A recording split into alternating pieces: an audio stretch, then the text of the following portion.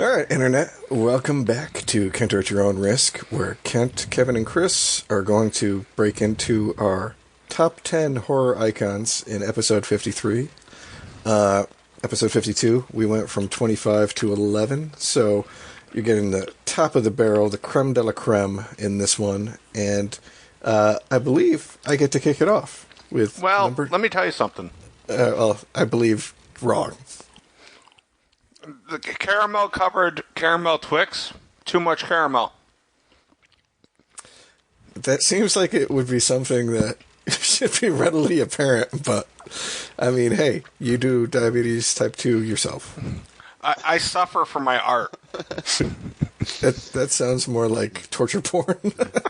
That sounds like another podcast. Absolutely. No, all right, number 10. I'm disappointed in that review, though. Number 10 is, funnily enough, the only straight-up hero on our list, and that would be Ash Williams from the Evil Dead series.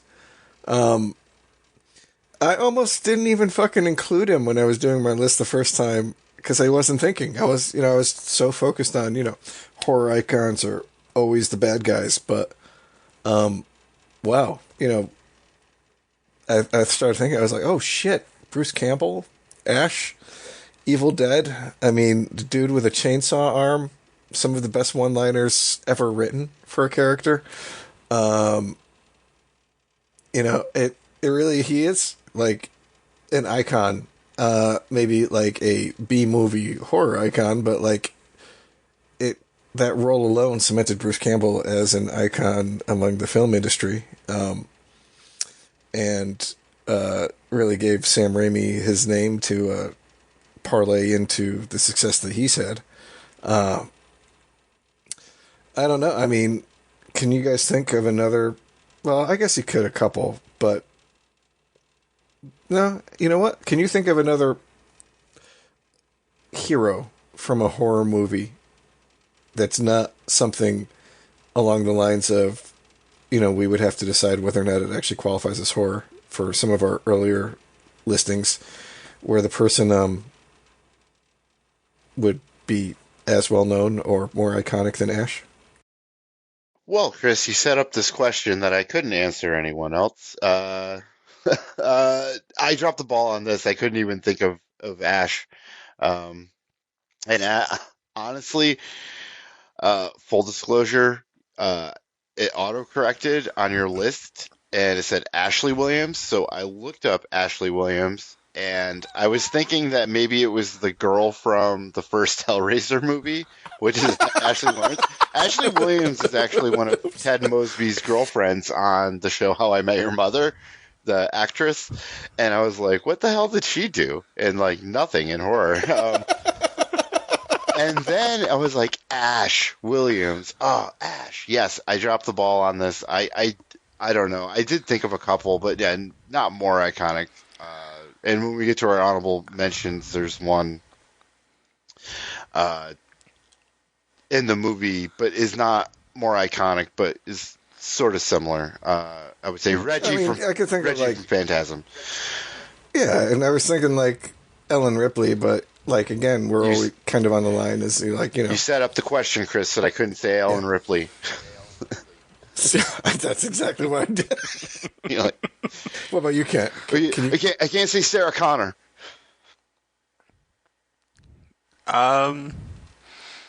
No, because I guess closest thing I can come to is Candyman. So I mean, I think that says it all. I mean, do we need to go any further? No, I mean, all I can say is that I talked to Kevin about this, and I was going to try like coerce him into changing his list, but no. You would. Well, I really fucked up the curve on this, though. I'll admit it. You really did, because Ash should probably be about like 8, maybe even 7, but because Kevin has a 0 score for this, only Chris and I could contribute to Ash's top 10 status. So he's probably a little higher. He still made At least the top he made 10. it. At least he made it. Still made the top 10. Yeah. I could say the same thing about the tall man, but I digress. I mean, yeah. I mean, I think like the whole thing is like we hit up when we talked about Phantasm is like it's a great series, but just not enough people saw it. So it's not in like the public Sure. consciousness. You could dress up exactly like the tall man, go to a Halloween party, and I bet you like maybe like one or two people may know who you are out of like 50. I mean, unless you start throwing your balls in little boys' faces and going, boy, yeah, a lot of them wouldn't have no idea what you're talking about. That's your go-to right there. Just I'm gonna say this to both of you. You're both going to the wrong Halloween parties if if those are the things that are happening. No one knows that you're the tall man. Kevin, I go to parties Balls where you and- dip Twix into caramel. The last Halloween party I went to, I was dressed up as Sam from Trick or treat. Trick or Treat, which incidentally is a hot fucking costume with the giant ass fucking mask that they had on me. And I drank myself into a stupor, and when I woke up, Gomez and Morticia Addams were next to me making out. So that was a really interesting fucking transition. Yeah, that was it. Yeah, All right. as that was an interesting transition. Wait, who are we talking about again? Oh, we're moving on from Ash. I think you got the next one. Number 9. Here's a good one. I would say, well, maybe I have it written down, so I'll just say it. Number 9, Leatherface, backwoods invalid, chainsaw wielding, face wearing cannibal murderer from the Texas Chainsaw Massacre, 1974, directed by is it Tobe Hooper or Toby Hooper? And played by Gunnar Hansen, but only in the first one. A butcher, enforcer, provider for the Sawyer family, though he is the baby of the family. The only a character to appear in all 9 films of the series. I believe probably played by someone different in every one. I think you're right. Yeah, I don't think Gunnar ever did it a second time, and I would see that he would be someone to bring back, but I don't know. The movies don't get connected really. They're not connected at all, really, besides like the story is, but I don't know. I feel like 1 and 2 they Yeah, tried yeah. to, and after they tried to, they were Tried like, and no, failed. No. Like, not to get into the movie of it, but I felt like the connecting it to the first one. Yeah, it attempted, but I don't think it really stuck to landing. Leatherface is the 4th, in my opinion, of the 80s and very early 90s Mount Rushmore of horror icons, but definitely the 4th. And Of the of the other 3 we haven't talked about yet, so as I feel that's why this one's the 4th of that. Why not just give him the 70s, man? Like, he started in 74. Just give him the 70s But Mount I Rushmore. don't really know if it took off until, I don't know, like, because I was so young at that time, like, I knew who Leatherface was, but I feel like it was 88, because I was 7, that, I don't know, like, was he a big, I didn't do any research into this, I probably should have since I have Leatherface, when was the first Halloween mask made? Because that really influenced the positioning that I put him on the list, were they horror movies that my cousins watched and the world knew about, and like people were dressing up for Halloween, or haunted houses, which has not been mentioned either. Is you go to a haunted house, there's someone with a chainsaw, like right now at a haunted house. Well, maybe not now because it's a little bit late, but in maybe California right now, someone's wielding a chainsaw, Definitely in Hawaii. The at Hawaii, least, right? yeah. I think California, they go late. They don't start until the sun goes down. They know how to party. And another thing is about this. This is one of, even though parts of the movies take place, especially 2 takes place at night, but it begins and ends in the daytime. So these are great daytime horror films. Also can be played at night, but they're great daytime horror films. Though the series didn't really get started until 1988, the Texas Chainsaw Massacre Part 2, followed by Leatherface, Texas Chainsaw Massacre 3. Uh, before those other three, I wrote them down here, but I'm just gonna save that in the discussion we'll have on, I'm sure, coming up. Most iconic moment, I believe, is the wild ending in the first film. It's part terrifying, part interpretive dance. It's feels ridiculous and hilarious and terrifying. Honestly, it's just so wild. And also, there's a great GIF that you can use for multiple different reactions. And it's, in this family first part exploitation film. I don't know. The Texas Chainsaw Massacre. I'm sure we all know someone who has a mask. Kent, do you have a Leatherface mask? No, but I can tell Yes. you something interesting.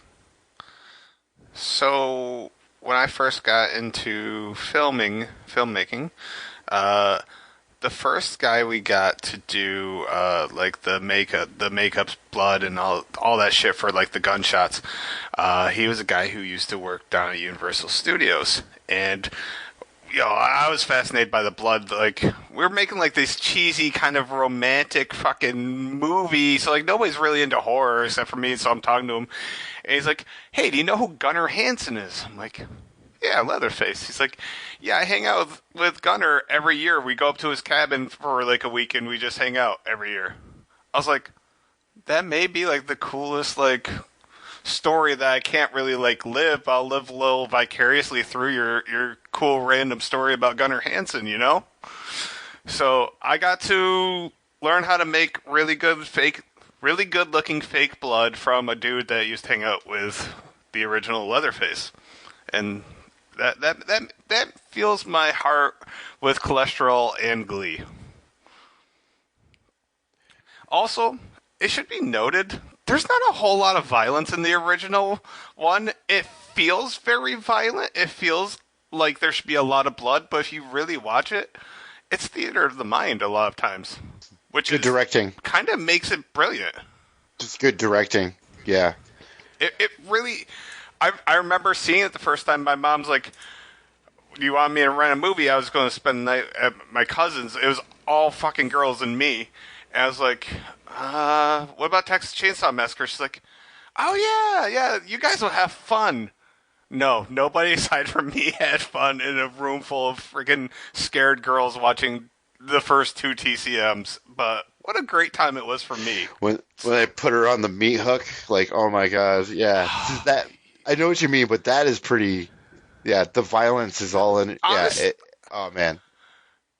the hitchhiker scene is also like one of my all time favorite scenes. Like both the original and the remake. That just in the van, that whole thing is beyond uncomfortable and was one of the best made scenes in horror history, as far as I'm concerned. It's like batshit art house. That Yeah. whole scene. So All right, so I just want to add one thing that I did not write down.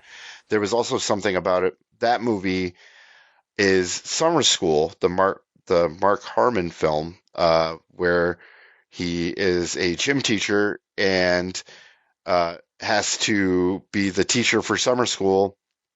And there's these two kids who are obsessed with the Texas Chainsaw Massacre, and they play it. So I saw it before I even my cousins or anything. It was just that was a part of popular culture also. Uh, did you guys see Summer School? Do you know what I'm talking about? Oh yeah, fuck Oh yeah, yeah, dude. all Yeah, right. the Okay, so I just wanted to make the sure. two stoner guys who love the Texas Chainsaw Massacre, and Yeah, yeah. yeah, that was probably one of the first exposures I really got to the movie. Because they really get into it. They show the whole ending of the film, like, and it's Yeah, cool. So yeah, they show him like sawing his leg off, and then they have their own little commentary about it. Like, oh, here's the scene where he sawed his leg off. I need to rewatch Summer School now. That's what I learned from watching these Texas Chainsaw Massacre films. But okay, so Chris, Go on. I mean, I really don't think there's anything I can say that hasn't been said. I love the fact that you still call the ending, part scary, part interpretive dance. I mean, that just makes me smile every time you say it. Yeah, I mean, and you know, looking at the list, yeah, he's also one of the only characters who is kind of loosely based on somebody from the real world, and loosely based on Ed Gein. So, I mean, there you have it. I don't know what else to say. Also, one of the 70s. I mean, this, as I mentioned with Norman Bates, I feel like he was the next big thing after Norman Bates. Whether we say Norman is horror or not, we didn't have anything else. Like, we had Black Christmas, and then we had this in Black Christmas, and Black Christmas, I don't think there's a name for the killer.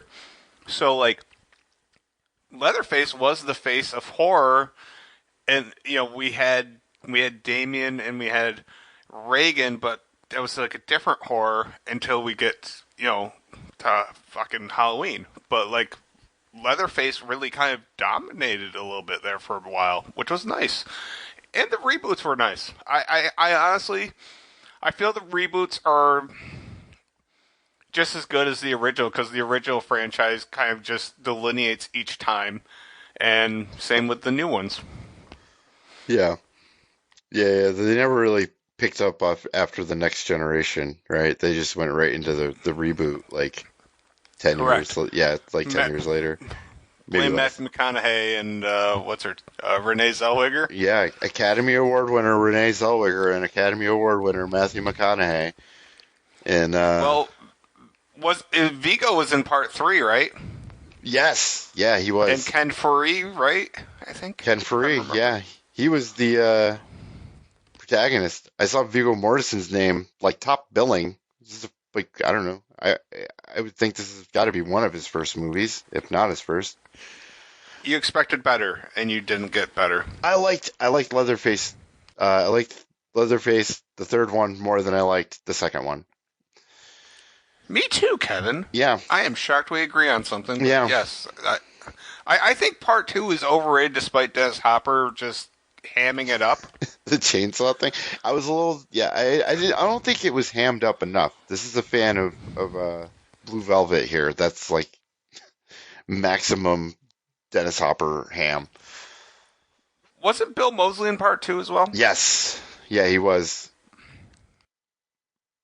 Yeah. But I will say that I was legitimately scared. The jump scare where he comes out in 2, where they're in the studio. in the studio, the radio studio, where he comes out with Bill Moseley. Like, I didn't expect it. I don't know why I didn't expect it, but I just didn't think that Leatherface was there for some reason, even though I kind of knew he was a part of the family. Yeah. It's an underrated scare. It really is. Dude, it really scared me. And and I think it happened again too, like later on in the movie where they're like in the mines or whatever. But yeah, outside of that, I think we can move on.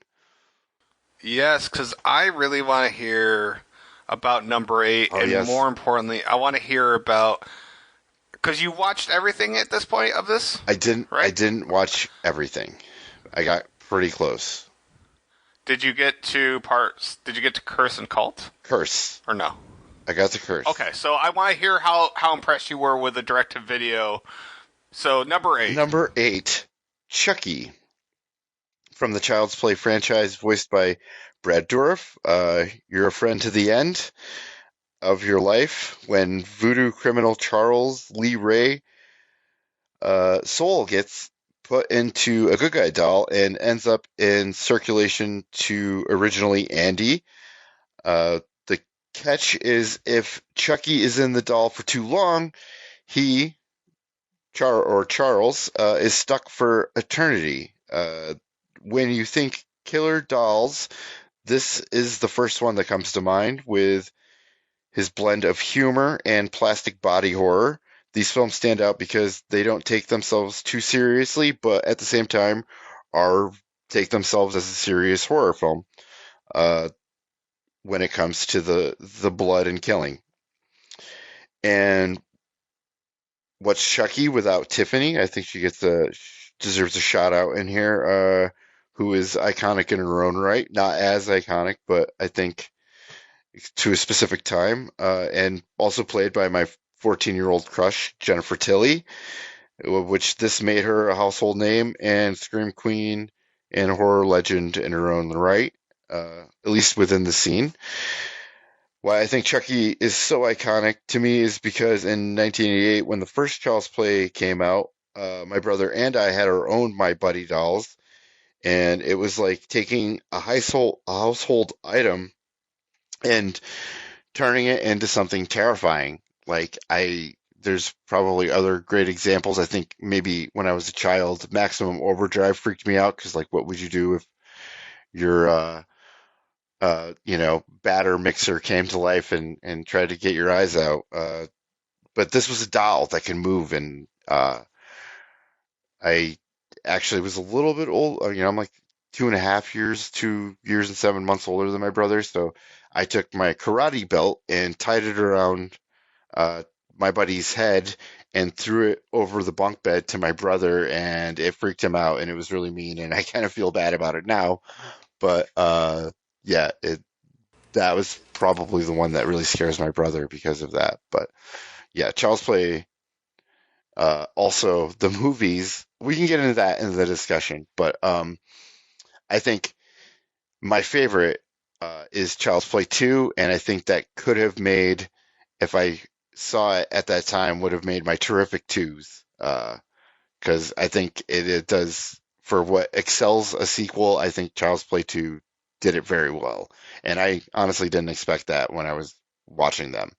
So this brought up a lot of memories as a kid. So good and indifferent. So have you guys seen? Well, Kent, you've seen all of them, I imagine. Of Chris? course.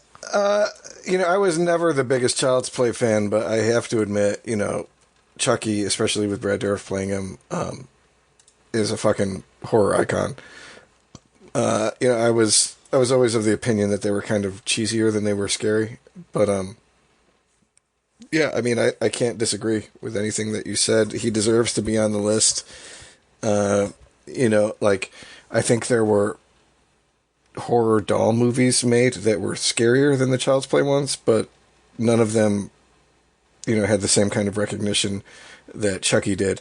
Especially, like you Or the said, charisma. once Jennifer Tilly came in, and the shit series went even fucking further Yeah. batshit crazy. Oh So, yeah. yeah.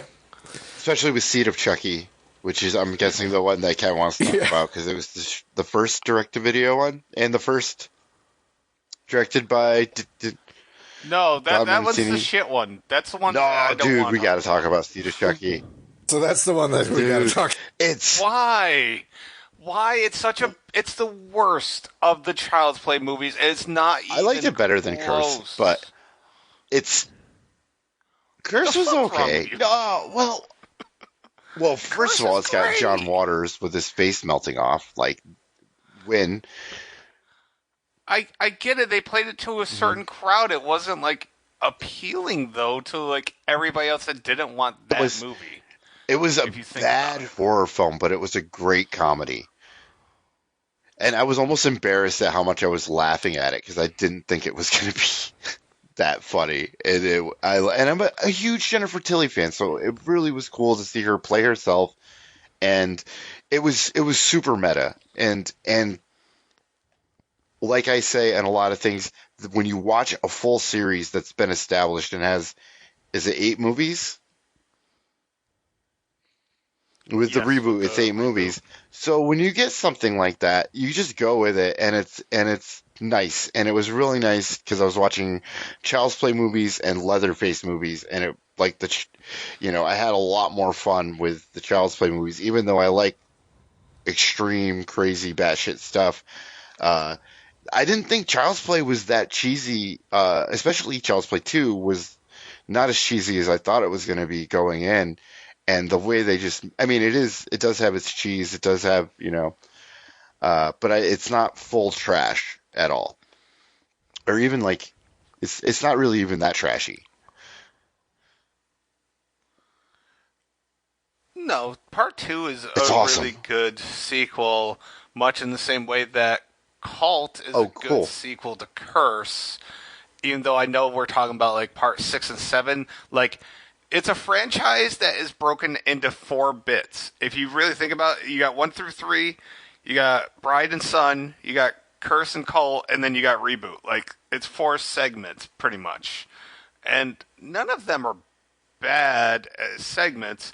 Child's Play 3 and Son of Chucky is like Friday the Seed. 13th Part 5 or Seed, whatever the fuck. Yeah. That the biggest problem with that movie for a lot of people is how they portrayed the child. Like, and I get that it was meta, but I didn't need meta in that. Like, that was like just trying to cash in on Scream, quite frankly. And I don't know, like, you could have done that better. I think they could have done it better. They could have kept Jennifer Tilly doing awesome shit, John Waters being awesome. Like, it wasn't like it was complete shit show, but it was definitely a low point for me for the series. Even though part 3 is really fucking bad too, but it's also fun in its weird way. It's a fun franchise. The reboot got shit on too, and that was fun. So I heard some. I heard it was pretty decent. Did you like the reboot? I heard it was at was. least decent. But yeah, I saw part 2. I don't know. Were you in the same grade as Jeff Reynolds, me? Kevin? Yeah. No, I wasn't. I was a year older than him. Okay. So I was friends with Joe, his brother, and we had like this big party. Like I think it was Joe's birthday party, and they rented Child's Play 2, and it was awesome just to see that. It was a good time. I definitely remember having a good time, and then seeing it over the years. I never sit there and go, "This was a bad time." Like for a franchise as a whole, like we discussed how Phantasm, if you look at the franchise as a whole, pretty good. I would say Child's Play, like, not a ton of super strong movies, but a lot of them are above average And as an and enjoyable. and as an icon, Chucky succeeds more than the films do. I think And Spanish people love Chucky, by the way. Don't know why this is, but just passing this along. people just They love him. people just love Chucky, even though like the movies are whatever. Like I don't know, like there's something different about it. I think because it's just the mix of like the doll, maybe it's the sexist jokes that I don't know. I think girls find him, quote unquote cute. He's bright. He's colorful. Like, there's a lot of good marketing things for him. I have a Child's Play little doll in my bedroom. So Yeah, marketing really played into this. I don't remember too many people going as Chucky, but people dress their kids as Chucky, which is Fucking weird. it's fucking weird. Yes. Yeah. But yeah, I thought maybe because watching younger, but I will say that it's not as cheesy. Not saying that it's not cheesy, but it's not as cheesy as you may remember it if you have not seen 1 and 2 in a while, yeah, I would actually, or even I Bride. would just Bride. Fuck, I would just recommend binge watching it in a day or two, and I wouldn't do that. I walked away like really happy that I did that. Yeah, they're all like 90 minutes long for the most part, like or Yeah. less. Child's Play 2 is like an hour and 22 minutes, and I was like, hell yeah, this is gonna be easy, and it was actually a lot of fun. So Yeah. All right. We're moving on to number 7. I guess we will move on to number 7, which is interesting in that is the only one on our list where it's one name, but 13 different fucking people. And as Kent mentioned earlier, all of them have different heights. But sometimes you see a camera angle and they're like different heights because fuck us, the fans. But that would be Ghostface from the Scream series.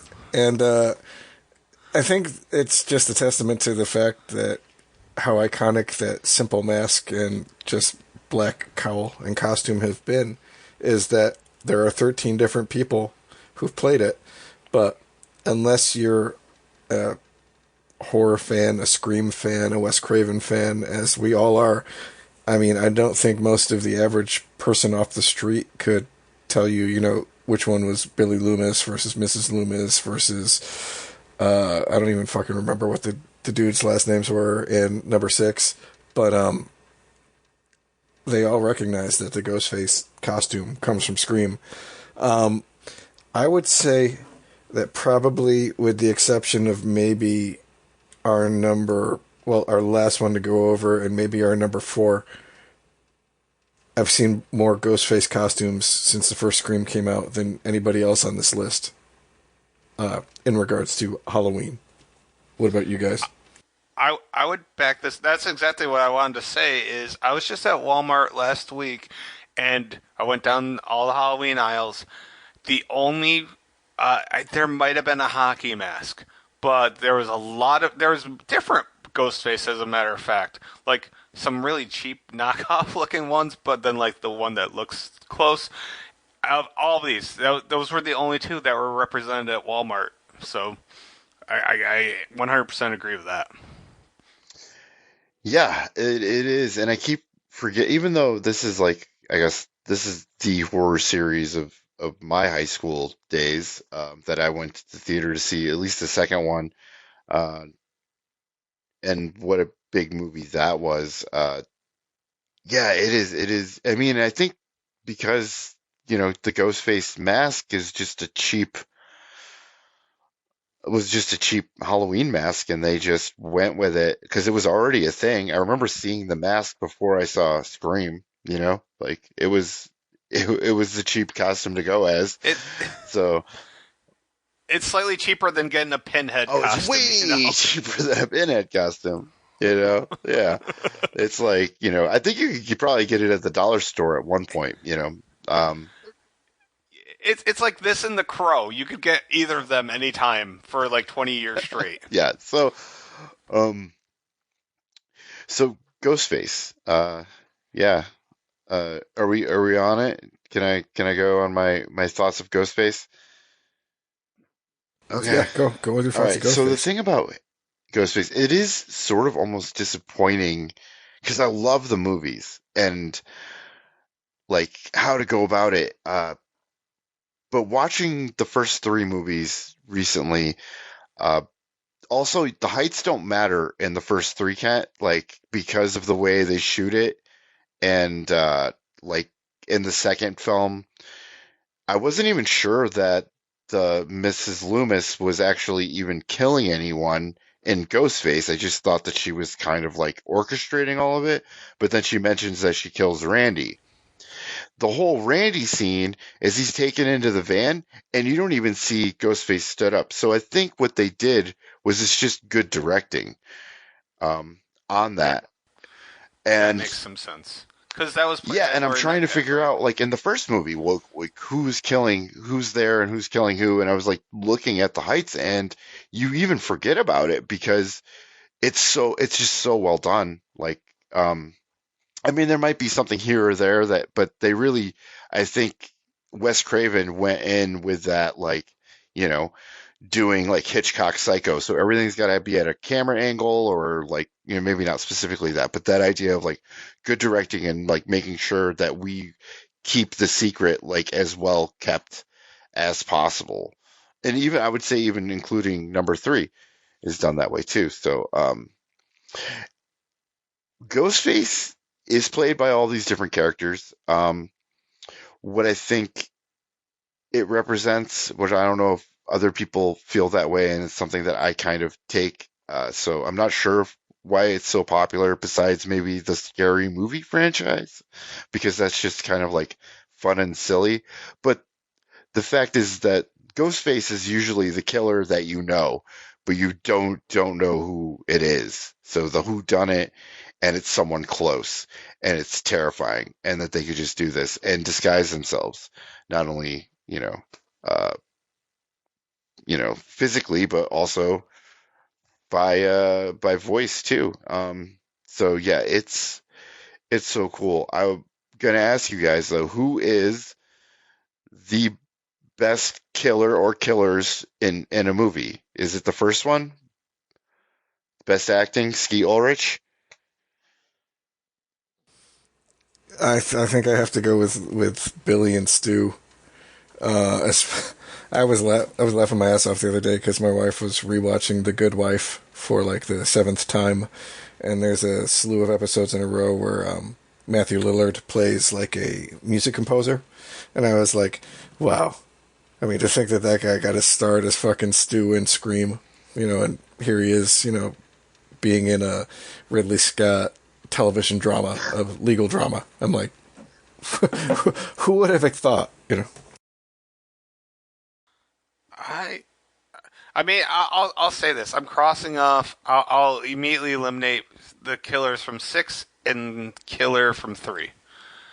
Uh, yeah, it's probably the first pair. I mean, it seems like an easy answer. I did like the surprise of part 2, though. I'll give it that. Yeah, yeah. Oh yeah, No, I no, was it gonna say, is good. I like Mrs. Sorry. Loomis, but like what's his name? Timothy Oliphant's role in part 2 is just kind of fucking weak sauce. So Yeah, I'd say the strength is on Mrs. Loomis for part 2. So yeah, if we're going by the strongest grouping, so to speak, then yeah, it's got to be the original. Like the originals, just yeah, it's it's one of the all times. And yeah, and rewatching the first one, and seeing Ski Ulrich in the video store with Matthew Lillard, because you're kind of like, I almost was like, all right, is this good? Does any of this make sense? Like, and I remember watching it the first time, and then you know who the killers are, and it was kind of confusing that it was both of them, and how it all played out, and then you go back and watch it, and seeing it so many times, like Ski Ulrich in that video store, you're like, this dude is the fucking killer. It totally adds up. Like the way he was treating him and bullying him, and everything Matthew Lillard did, like just plausible deniability. And like, would someone like really kill somebody, like mother a year, and then wait an entire year to do all of this? It still kind of adds up and makes sense. And um, yeah, it's just so well done. And I think in the first one, I mean, they do it in 4 pretty well, but 2 and 3 of the original trilogy, like, yeah, Roman, the director, he's a part of it, but he's not the inner circle of people. And Timothy Oliphant is kind of in the inner circle of people, but he didn't feel as much as Randy, Stu, Billy, I don't know all the girls' names, unfortunately. Rose McGowan and yeah, Neve yeah, Campbell, like that was a fucking group. And I remember watching it the first time, and I really didn't think it was one of them. I thought that it was just Red Herring City, which it is, um, and that it was going to be someone kind of like what they did with 2 or even maybe 3, uh, with it's someone that's there, but it's not someone in the conversation, but they were all in the fucking conversation. I like the fact that the voice of Ghostface is also the voice of Mojo Jojo. That brings me. I didn't Is it fucking the realize same that. guy No. through all the movies? His name is Is it? Roger Jackson. He does a lot of video game stuff, but Yes. yeah, he was the voice of Mojo Jojo from Powerpuff Girls. Um, so I don't know how in depth we've alluded to this whole height thing. Just to let listeners be super aware, if you watch Scream 5 or Scream 6 and you start seeing like the killer's height and compare him to in relation to other characters on screen, they either really effed up or they were just deliberately messing with you because the heights just do not match who ends up being the killers. It is, I think it's just really bad direction, but I don't know. I could be wrong. It just that's why we keep bringing it up because I had this freaking I don't know. I was very obsessed with it for a week, and then I got obsessed with something else. I don't know what it was, but it was something else. Probably Exorcist. I don't know. I don't have anything to fucking add. I like Ghostface. Like Ghostface when first came out, I was like, meh, this ain't gonna last. I did not think Scream was gonna last as long as it did. I thought after seeing Scream 3, I was like, I think this might be dead in the water. So Well, I they mean, proved me wrong. to be fair, It was the they kind consensus. of also closed the storyline out, though. Yeah. So there was no need for a Scream 4. With the way they left it, compared to, like, say, something like Yeah. Nightmare on Elm Street 3, where that ends compared to, Yeah, and Scream 4 was good. I really just, a lot of people told me how good Scream 6 was, and I just have to disagree with that sentiment. Like, I applaud them for trying a different environment, different locale, but aside from applauding that, there was a lot of stuff I really just didn't care about, and I don't know. Sometimes I like the reveal to not be so hammy, and I feel like I don't know. That was out of everything. That may be like what I liked most about Scream 1. I don't know. Yeah. That was a part that was really hard to replicate, and I don't think they did. I think they did okay in 4 because they kind of brought it back Yeah. to that.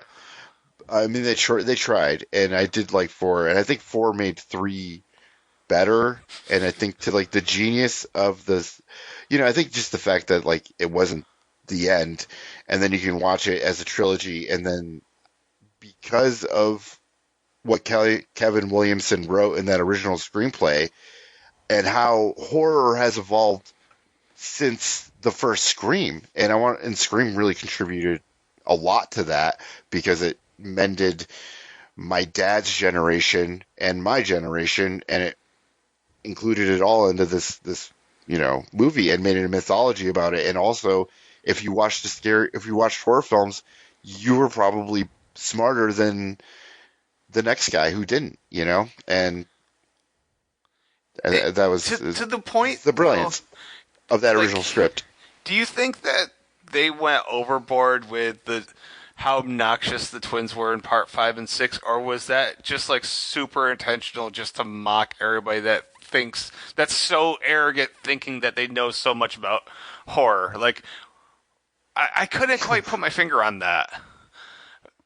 But that's kind of how the internet is, though. So it's kind of like, yeah. It felt mocking, right? Oh, In some way. no, I feel that we would find it mocking, but maybe somebody of a generation removed from us would find them very relatable characters. Yeah, fair enough. I did not Kinda are. find them enjoyable. I kind of wished they both died in 6, but it didn't happen. I didn't mind the guy as much because he had some cheesy lines in part 6. The core 4 stuff, I don't know. I giggled like a couple times. I admit it. You know what? I liked him better in 6 than I did in 5, but in 5 I was like, if they both Yes. died, I would have been happy. I mean, you killed off Dewey, so fucking kill off some of the new guys too. Yeah. All right. Are we good with going number 6? Yeah, let's do it.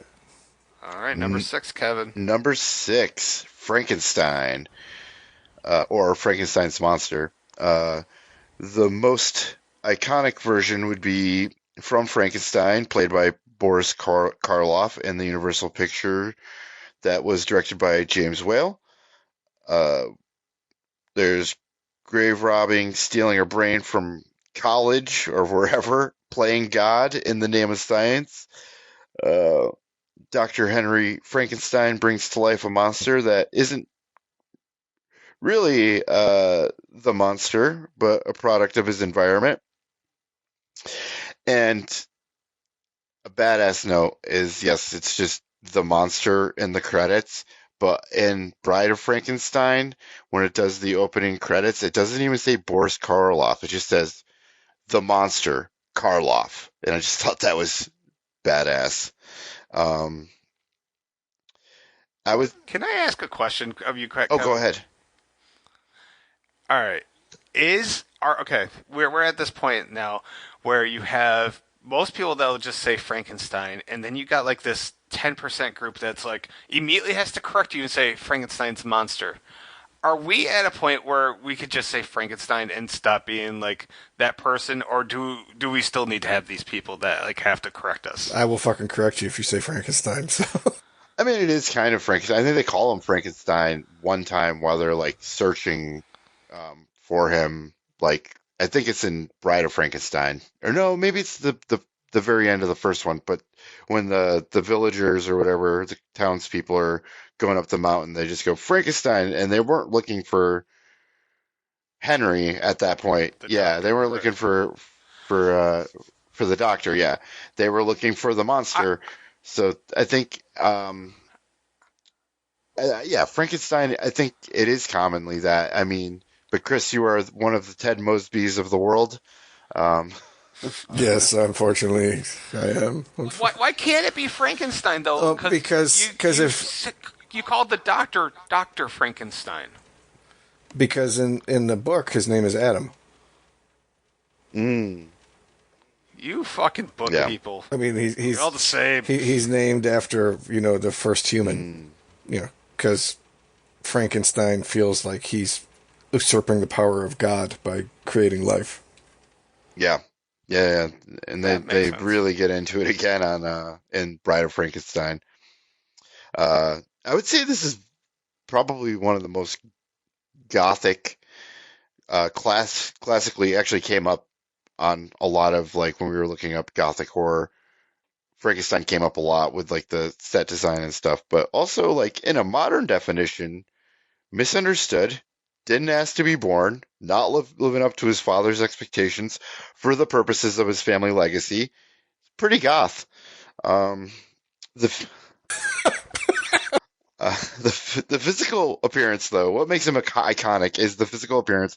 It lives on through like Halloween, costumes, cartoons, film, cereal, Herman Munster. I mean, when I saw Herman Munster the first time, I thought Frankenstein without seeing the movie. And whether there are other Frankenstein movies, like the one where Robert De Niro, and I'd say that's probably the least iconic Frankenstein film I've seen.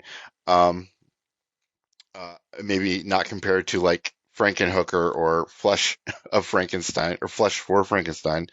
Um, Frankenhooker is Bill Murray's favorite film. that makes sense. It really is. He like that's how I The even learned about that movie. Is it's so, his favorite. Yeah. but yeah, it super iconic. Neck bolts, flat top, arms out, legs stiff. You know, nonverbal in the first film. Comes a long way in Bride of Frankenstein. And yeah, I didn't even watch these movies, sat down and watched them until today. Uh, but I've seen Frankenstein in so much stuff, music videos. Just I don't know if it was like cheap or that it is in public domain. I don't think it's was public domain in the time frame of what is it, 95 years, 98 years. But yeah, I've just known so much about Frankenstein or Frankenstein's monster or just the monster from the film Frankenstein. So, um, my boy I Karloff. mean, look how often it's being. Oh no, go ahead. I was just saying, Go my ahead. boy Karloff. I was gonna say, look how often it's being remade. I mean, the Janos, what's his name? The guy who did Killing of a Sacred Deer. Yorgos Lanthimos. Oh yeah, Yorgos Lanthimos. He's got the one with Emma Stone coming out, which is fucking Frankenstein, just different name, different character. I mean, like you said, he might not be the most iconic, like horror movie, like villain, I mean, if he even is a villain. But so many things have taken that story, that you brought up, and thrown their own spin on him. And like you said, he's all over the fucking place. In the book, he's not described anything looking like Karloff did with the bolts in the neck and everything. But I can almost think of no other like universal horror monster that I saw as many times as like a kid for Halloween as that one. yeah. No, it is. I mean, if you look, there, I mean, there is one more that I think maybe not as a kid as Halloween. No, I think there is. Yeah, there's one more. Yeah. Phantom of the Opera. We Yes, get it. yes. We get it. But I'm gonna go with the Robert Englund version for Phantom of the Opera. Yeah, I've never That seen it. seems fair. Anyways, Yeah. are we good on Me neither. Frankenstein? Frankenstein. Yes. I mean, I had it rated lower than you guys, but uh, I'll just say this. I had it rated lower for a reason that I don't want to get into until we get into a Yes, later and a discussion couple that of we're them going actually. to. I do want to say, since Chris mentioned it, that movie is called The Poor Things. It's coming out in November, I think, or maybe December. Directed by Yorgos Lanthimos, the new Frankenstein. Yeah, and I think it's pretty it soon. is probably the most anticipated movie of the year for me now. Why not Well, I they didn't clone know about that Tyrone? until they put it on Netflix, and I like it. I like that movie, but yeah, no, I think Beau is Afraid is probably the most anticipated movie of the year for me overall. But there might be something I'm forgetting that's coming out. Yeah.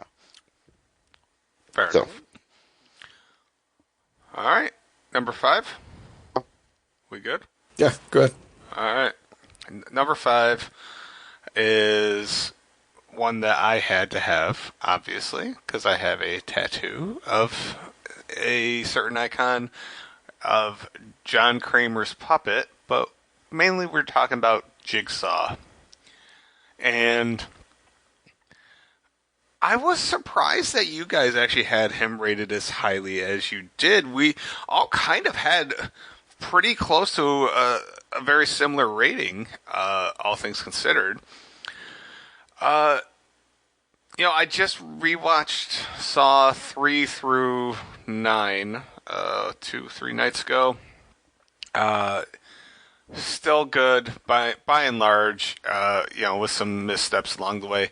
But the thing is that there's nothing else like him that like he has a methodology. First of all, he's a smart motherfucker with like engineering degree and all this stuff.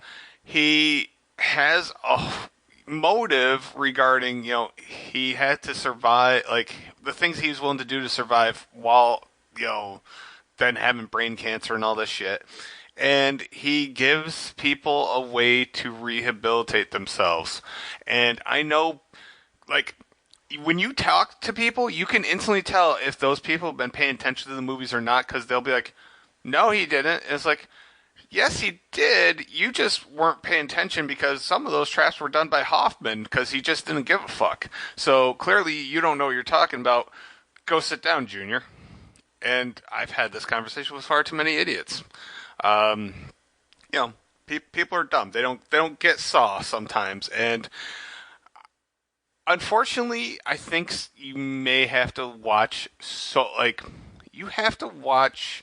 I would say parts 1 through 6 relatively close to each other to kind of have that cohesive story and retain it, so to speak. And now that we have Saw X, which I'll talk about later, um, you can include that because Saw X takes place in between Saw and Saw 2. So it's all like one nice cohesive story, and then it kind of gets a little quirky, but whatever. Lots of catchphrases, fucking game over, hello detective, fill in the blank, I want to play a game. It's not do you want to play a game. Internet, listen to me. It is not do you want to play a game. It is I want to play a game. Okay, you ignorant motherfuckers. Have a little anger issue today with people. Anyway, it's a great you get a smart guy doing it for a good reason, but he's still obviously evil, and we get cool traps. I don't know, like he is. Well, shit. I mean, he's above Ghostface on our list, on our rating. Like, he is the modern day horror icon. There is nobody else on this list above him that you would say is more modern than him. So he is the closest thing that kind of bridges our generation to the younger generation. So that is Jigsaw, ladies and gentlemen. Chris, Kevin. I think the funniest thing is that if you asked people to show you what Jigsaw looked like, most of them would point to the fucking puppet, though. They'd point to Billy and not to John, yeah. Exactly. I mean, and then you think about it, like, out of everybody on this list, John Kramer is the closest to looking like you can. Go on. A bald, middle-aged white guy. Listen, me and John listening to him in Saw X, I was like, oh my god, I'm going to grow up to be freaking John Kramer. Minus, the traps and the smarts and ingenuity, but him and I have a lot of neurological issues that are very similar, and it's funny, much like Frankenstein with the correction, like, I have so many people that are like, that's not named Jigsaw, that's Billy the puppet. It's like, yeah, you're fuckhead the asshole. Get out of here. So, I mean, I love the fact that, like, have you ever seen the YouTube videos where it's like, if I worked with Jigsaw, or if Jigsaw was your roommate? Dude, when he just goes, Gary. I love the scene where he comes out the elevator and he uses the extender device to hit every single fucking button on the way.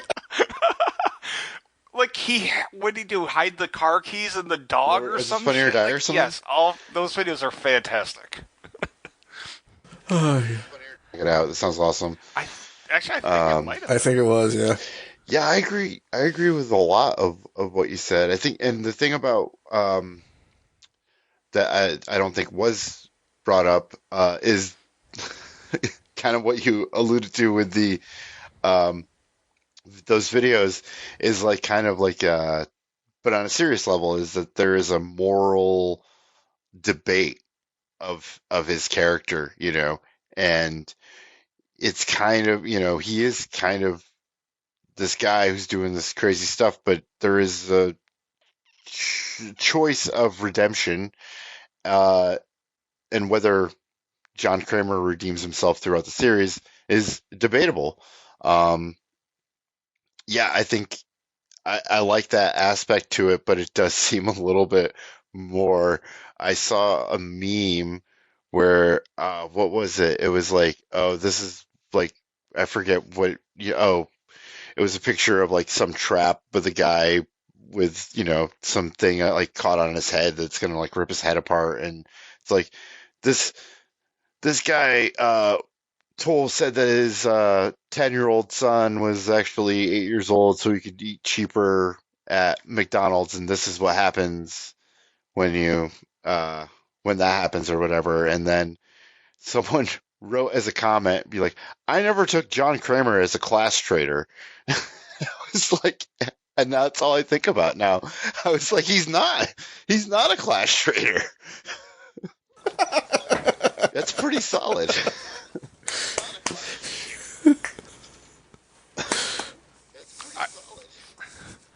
I want to offer this one meme since, I don't know, just kind of thinking about as you're talking. It's one with John smiling, and it just says, if you watch Saw backwards, it's a beautiful and heartbreaking film about an old man giving people organs. It is. And yeah, they really do, I would say, with the writing on all of them, even though they're not all well written, but they really do try. Like, they get that gold star for trying with story, trying with twists that aren't like, I don't know. I guess they do change the nature of it. I remember it was Jigsaw. I don't remember what it was, but maybe you guys will know. It was some moment where it was the guy, I don't know, it was something that didn't make sense, but I didn't actually know that it was going to be how it revealed that the dude was the killer. Was it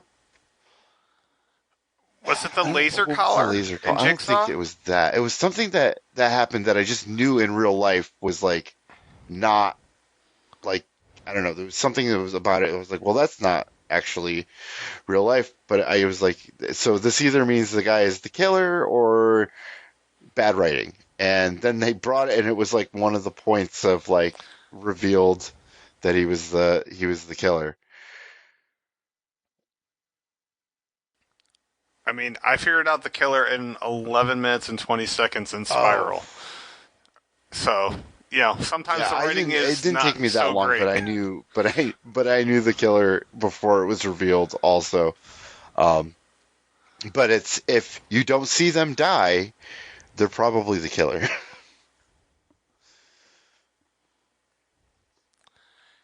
Yeah, Um, that's often the not case. to ruin Spiral, believe me. If you see it, there's nothing I could do to ruin that movie. Um, though I liked it. It's bad, but I liked it. But I like everything. Okay. Watching it the second time, actually, Chris Rock was actually far more entertaining now that I had like zero hype in my body. I was like, okay, I could just appreciate this more. Plus, I've just been like, you know what? Fuck you, He's Jada leaned in. Pinkett. I Like, I just want to be like maybe Chris Rock should stick to writing comedy and being an actor, and stay away from writing and producing. But that's just me. yeah, make more jokes about bald people, please, Chris. That is what I'm here for. Because certain people do not represent all people with alopecia. Certain people need to be taken down. Yeah. Hint, hint. Keep Kent's name out of your fucking mouth. Yeah. No, I like Chris. I have an issue with Jada. Like, she's been obnoxious. And the more I read about her, I'm just like, man, I think she's been stalking me online. Just a Yeah. theory. She's Sure. definitely. She doesn't Yes. like how you represent.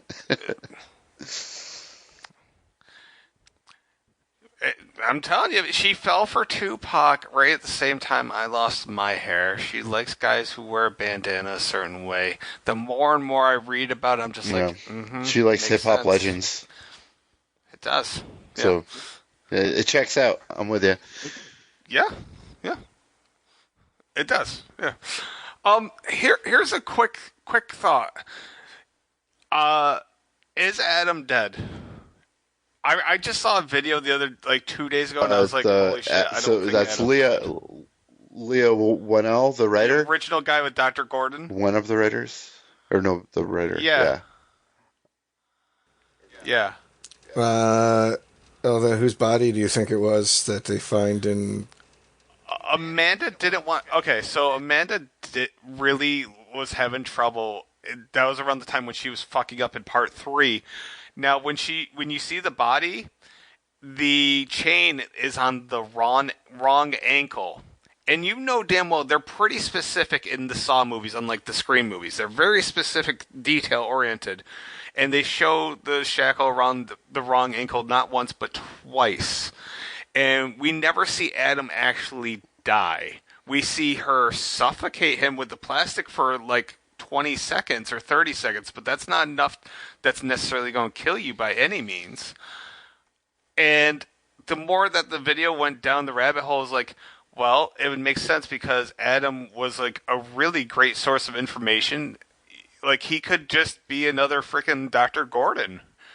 So I liked it. I liked the theory behind it. I'll find the video. I'll send it to you guys. I'm curious what you think. I'd have to rewatch it, but I do. When did they bring him back? 4? Adam?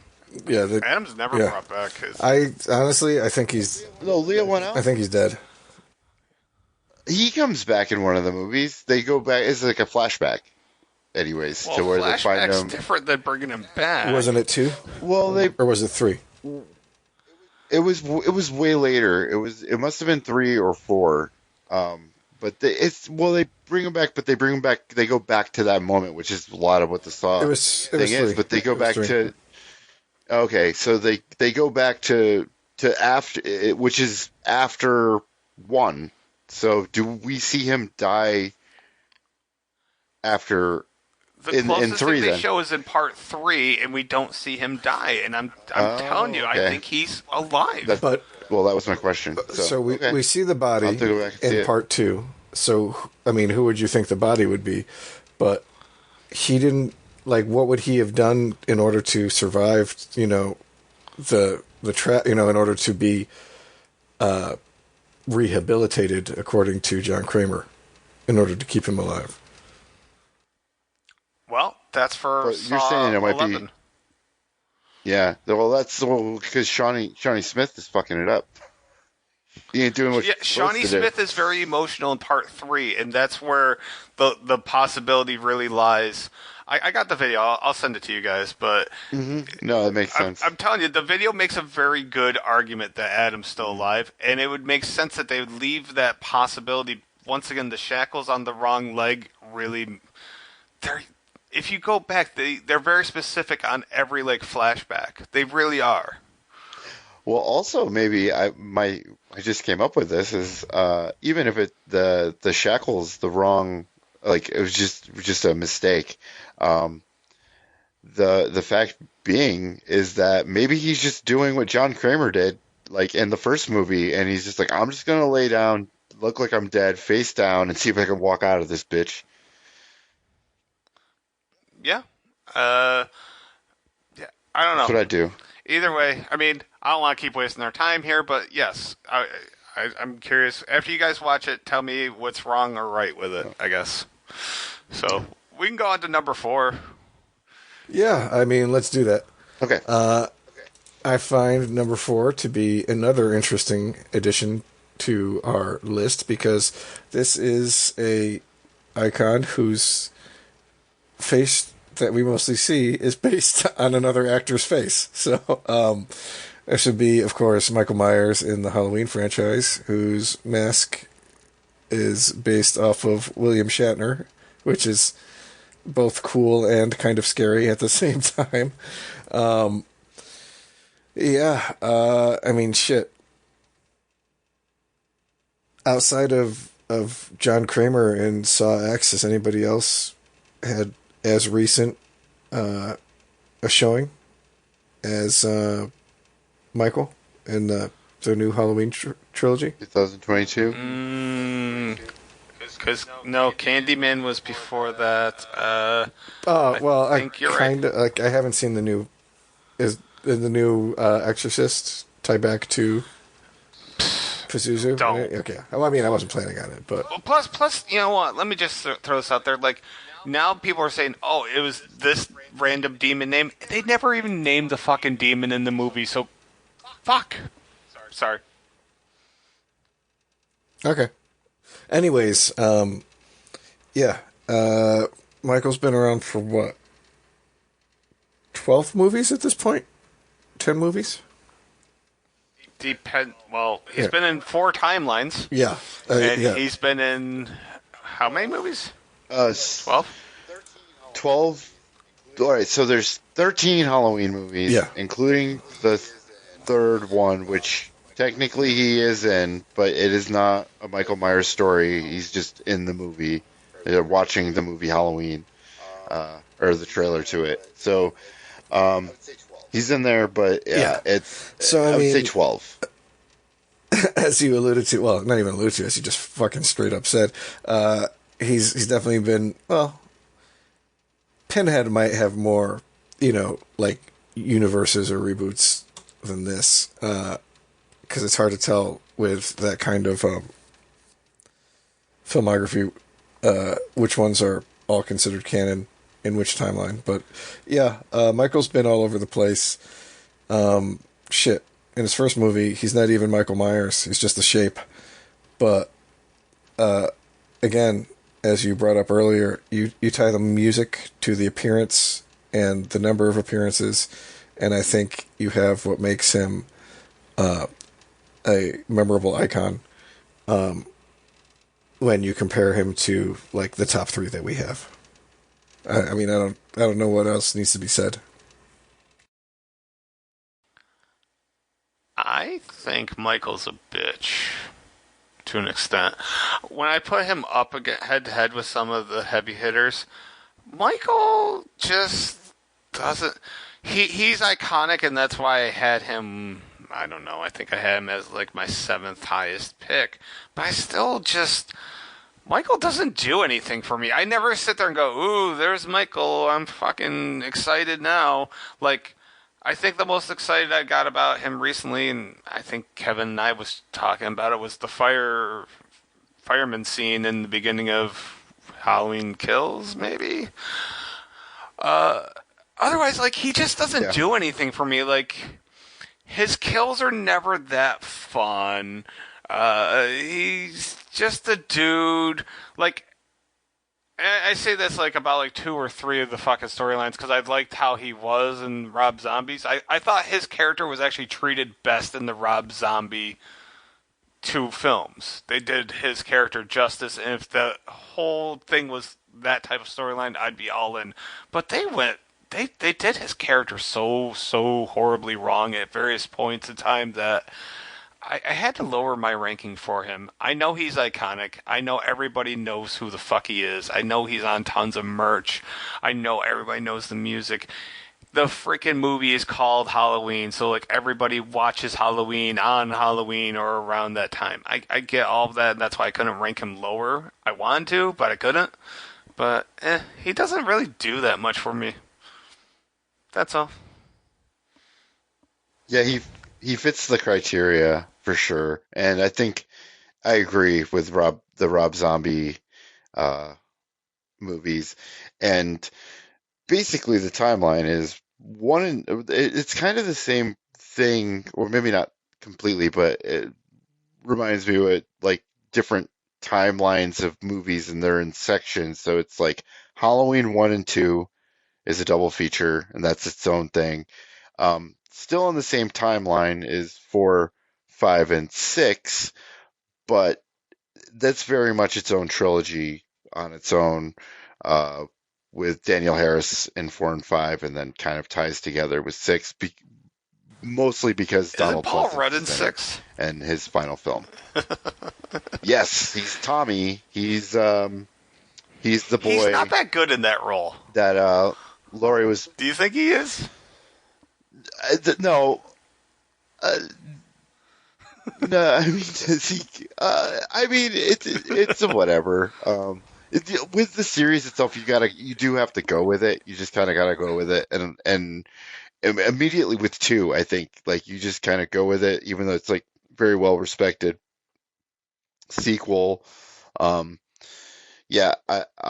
Anyways, and then 7 and 8 are its own thing, but it's still in the timeline, which is H2O and Halloween Resurrection. It's still part of the Now original timeline, that though. goes one, two, And then seven, it's eight. That's rebooted. that timeline, right? Okay. Yeah, 1, 2, 4, No, 5, seven 6, and eight 7, 8. doesn't follow six. I don't think it It does. doesn't. I think it I think it's does. a separate timeline. Oh, she doesn't. She Yeah, doesn't have Jamie yeah. as a So daughter. 7 and 8 are branch off into timeline number 2. That's how we get the four of them. Okay. I just saw those movies and was like, she abandoned her daughter, Yeah, it's fucked up, man. faked her death, left her kid. Yeah, I liked it. I liked it that way. She's like, I'm gonna raise Josh Hartnett. Worst words have never been said. Yeah, and number 7, man, like there's things I like about it, but I think it's the most mild slasher of all of them, which is weird. I don't know if because I knew that Steve Miner did uh Friday the 13th 2 and 3. So, but um yeah, and then also so David Gordon Green, his trilogy, Halloween, Halloween Kills, and Halloween Ends, is directly based off of uh, the first film, and then none of that happens. I was yeah, it is confusing, but it's kind of cool to watch in that series. I watched all of them already in this month, and it's a lot of fun, but you got to just go with it. And but I get it. Like Michael Myers is not like the allure in them, except for the first one. And then uh, I guess the second one a little bit lesser extent. They try with making him the brother, but what is great about Rob Zombie's movies is if you want to skip all that shit, you can just watch uh, Halloween 1, really, and get all of the mythology and things that were done in parts in 4 and 5 and 6 in that, and Halloween 2 to some extent, but then he was kind of going his own way and almost in a way that Halloween Ends kind of does it, but with Laurie instead. So I would have been really curious to see that Halloween 3 by I've heard Rob it was Zombie, going but like it sounded cool in theory, but like I don't think there's enough leaked about it to know to what extent it was going to fully go in. yeah, and I think Rob Zombie just wants to totally like forget about that experience because he talked him. If you guys see the Howie Yeah, I Mandel watched interview, it. there's a great interview on Howie Mandel's podcast of all people. Yeah, okay, so I won't get into it on here too much, but yeah, the whole making it with the Weinsteins was not. He just talked himself out of making the third one because they were trying to find someone else to direct the second one, and they went back to Rob Zombie, and he was like, "Let me out of the contract, and I'll do it." And so it's kind of weird how the way they ended it, though, that he still made the movie he wanted to make. So yeah, Michael Myers. Oh, man, there's parts of it. I think they do it well with David Gordon Green's first uh, Halloween, but then Halloween Kills and Halloween Ends, which I like those movies, but Michael Myers is not really, I don't know, the thing. I think what they need to do is David Gordon Green needs to not make the next Exorcist movie, and he needs to make whatever he wants to call it. But in between Halloween Kills and Halloween Ends, the oh yeah, Halloween, the Shape and the Vagabond, and just that story that we get from the end of Halloween Kills with him hanging out with the homeless dude by the pipe uh, under the overpass. That'd be a good movie. I just want that, dude. The Yeah, Shape and I'd the watch that. Vagabond. I mean, I'd rather Yeah, fuckhead not be involved with it, but whatever. yeah, yeah. Maybe someone else. Maybe just Danny. McBride? Yeah, let Danny. McBride. Yeah, dude, just let him write it. I'm all let for him that. do it. Yeah. All right, So- we ready for number 3? Do it. All right. The guy that's behind the mask that's just outclasses Michael Myers in every possible way. Jason Voorhees. I mean, yes, he was in the original Friday the 13th, but was he? We don't really know. Like, did he exist? We don't really know. Was it a dream? We don't know. But we do know that after that, at one point in part 2, I think it is, or it's part 3, one or the other, it might be part 3, we actually see that Jason has facial hair. That's an interesting factoid that I think I've missed every time I'd watched it until the day after my Andre the Giant challenge, which I won't get into much here, but yeah, Hangover. And anyway, Jason has been played by, let's see, long list of people. We have Ari Lehman, Warrington Gillette, Steve Deskowitz, Richard Brooker, Ted White, Tom Morga, C.J. Graham, the legendary Kane Hodder, Kane's underperformer guy, understudy Ken Kurzinger, and then finally Derek Mears, who was just not right. Like, he was okay, but I don't know. Some of those Jason stood out significantly, but more than other ones. Like, movement-wise and clumsiness-wise, all that stuff needs to be taken into consideration. Mask needs to be taken into consideration. Part 5 needs to be taken into consideration, or just fully ignored. That's okay, too. Jason had a very diverse weapon portfolio, just pure killing machine, and just when you think, like, all right, there's no more tricks up their sleeve, part 5 didn't happen, let's just make him into a fucking zombie who can teleport. And then let's just fucking, I don't know, have his soul get transported, and we'll say that he had a father named Elias, and fuck it, while we're at it, let's just shoot him up into space and give him a cool mask and give him one of the all-time greatest horror kills of all time. Fuck it, let's just have him go against Freddy. Fuck it, we're just gonna reboot it with guys from Supernatural.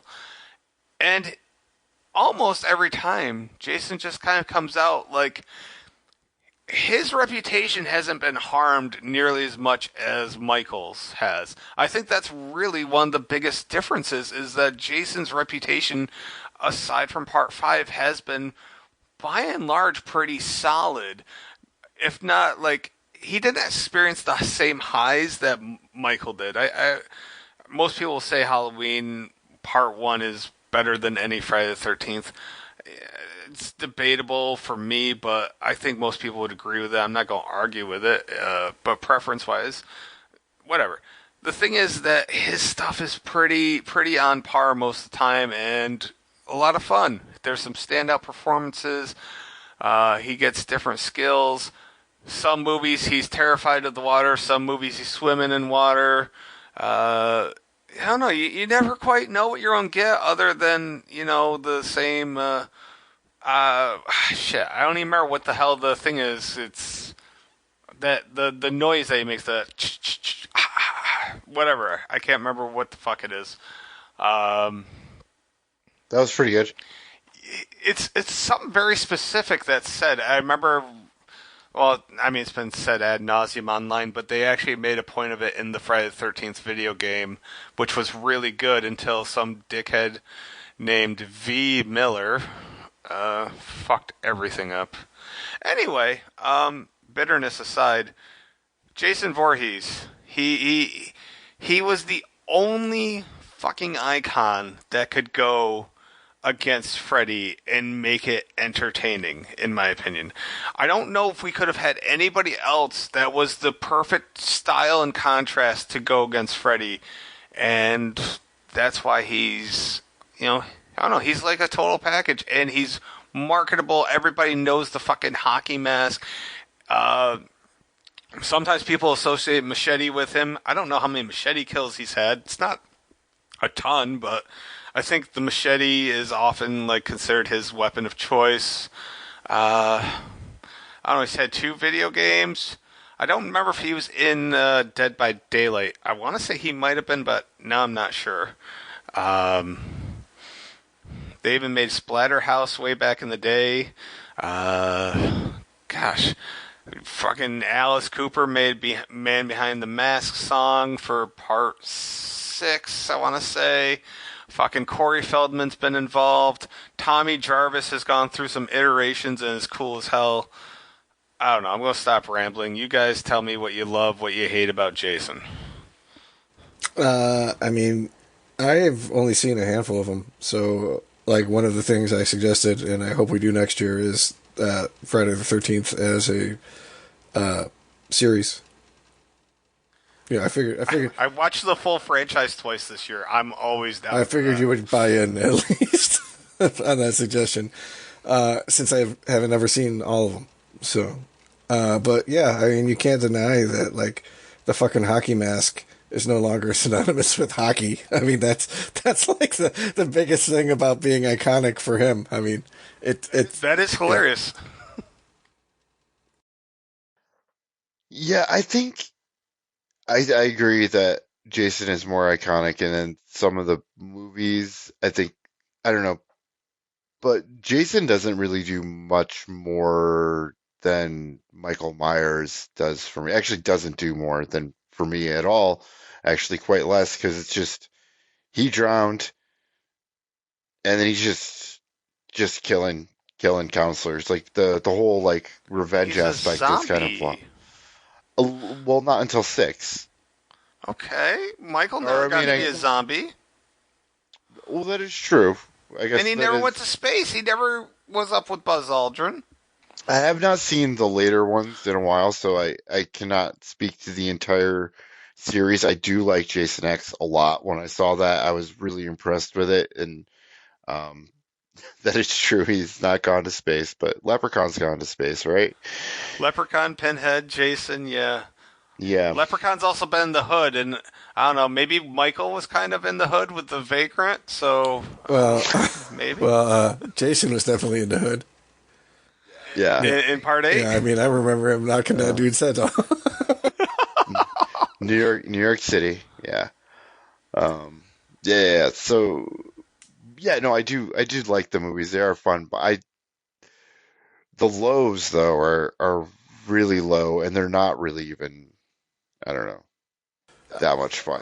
The second one, I don't know. The first one, I've seen it a few times. It's good. It's cool to go back and be like, oh yeah, Jason's not in this one, and then he is in it in the end, and obviously, um, they definitely leave it open, I guess, to explain why this dead child would grow up to a full grown adult. Um, but yeah, it's I agree. Jason growing up, I knew Jason more than Michael Myers. And Michael Myers in more recent, is more relevant recently because of Rob Zombie and the uh Rob Zombie's Halloween did well, so they did Friday the 13th and they did Nightmare on Elm Street because of that success. They were kind of gathering it up. So, and actually, I like the Friday the 13th remake. It's pretty good. But since then, they're doing Camp Crystal Lake, and is that been basically it with Jason? Yeah, well, LeBron James bought heavily into ownership of this, I guess, but I think we're just getting Camp Crystal Lake for the time being. I don't even know, like, if the Victor Miller thing is officially resolved, if they're going forward with anything else. But I think Camp Crystal Lake will further cement Jason as an icon, like, for future generations. That could be good, or maybe they don't do all that much with Jason. I don't know. Does anybody know exactly if they're going with the mom character in this? No idea. I haven't really heard much No about idea. it. No. Yeah. So I don't know. It's weird. Until we see it, there's not much to say. I mean, there was a Friday the 13th TV series that had nothing to do with Jason. Actually, it wasn't a bad show though. But for right now, the character's in fucking limbo, unfortunately. And that's the hugest advantage Michael has right now is that young people have seen fucking Michael. Young people may not fucking. They probably still know what the hockey mask is. They may, Sure. you know, like a couple years ago, Craig's oldest son, he saw my Jason shirt. He's like, "Is that a hockey player?" I was like, "Yes." Mike, in a few years, that answer will probably be different. Well, And that's where I left it. Well, any kid on Friday the 13th saw a Jason meme, saw a million of them. I mean, just this month alone. So, like, whether or not, whether or not they know that it's Friday, well, they, may have even learned for the first time that there's a Jason, or know that his name is Jason, but that there's a Friday the 13th hockey mask guy. I do think it is. Yeah, I agree with it being more iconic than Michael Myers, because Michael Myers was the one I forgot as a kid because that series really, you know, stalled quite a few times, and Jason kept going. Have we ever had a Halloween video game? Yes. We Was did? there? I would There imagine was there one on the Atari or ColecoVision. Oh, well, fuck that. Oh, I mean, wow. that's all shit. I mean, fucking, I remember dying all the time in that fucking Friday the 13th video game for Nintendo, so. Didn't. Yeah, I had that game. You go in the canoe? The canoe, and you go into the little houses. Yeah, I had that game. Yeah. The worst part is you're holding left, and then you look at the map. Oh, I went right. Shit. Then you get lost in the woods. It's such been a a while. fucking clusterfuck. Yeah, you don't get very far. New game was good, and there's also like a well, I don't know if they have it on Steam anymore. It was a like Camp Crystal Lake puzzle game, and then they renamed it to like Slayer or something. Anyways, that game's super fun too. You just like you bounce around, like you push up, down, left, or right, and you slide across, and you have to do different tactics to get all the kills. A lot of fun for a video game if you like puzzle games and killing. So, all right, number two, Do it. Yes. you guys. Oh, Yeah. shit. My bad. Sorry. I forgot you flipped this on us again. Oh yeah, because I'm an egotistical asshole. You are, Okay, yeah. just so people understand, I pouted, got my. Our number 2 and our number 1 tied, and Kent chose to make number 1 number 1 and number 2 number 2. I would disagree, but okay. Anyways, so our number 2 is Dracula. I mean, probably specifically the Bela Lugosi Universal version, because that, I think, is the one that most people immediately comes to mind. Considering that I think more than anything on this list that we've talked about, there have been more versions of Dracula than anything else, including Frankenstein, which I think is probably the closest after that. But I mean, I don't like I don't know how to even begin to bring up like just his cultural significance. I mean, it's to the point where like people who are ignorant will call Draculas, vampires Draculas because they don't realize that there's a fucking difference. You've had the version based, purely on Bram Stoker's book. You've had the versions where it's a slight alteration of Vlad Tepes's character from Romania. You have all male Draculas, female Draculas, black Draculas. Although not really, but close enough to steal the name. You have, as Kevin said with Frankenstein, breakfast cereals made after.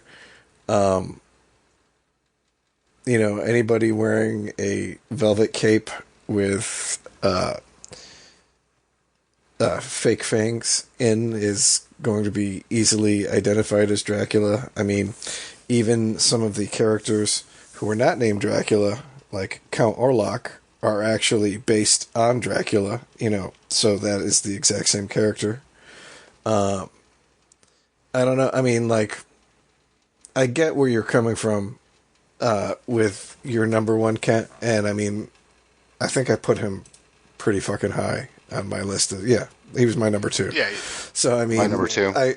I wouldn't argue it either. But I mean, like, I just think that somebody who has, since the 1890s been around in so many formats, and is still, being made in movies, books, cartoons, televisions. I mean, shit, we had what, 2 movies this year that featured the character?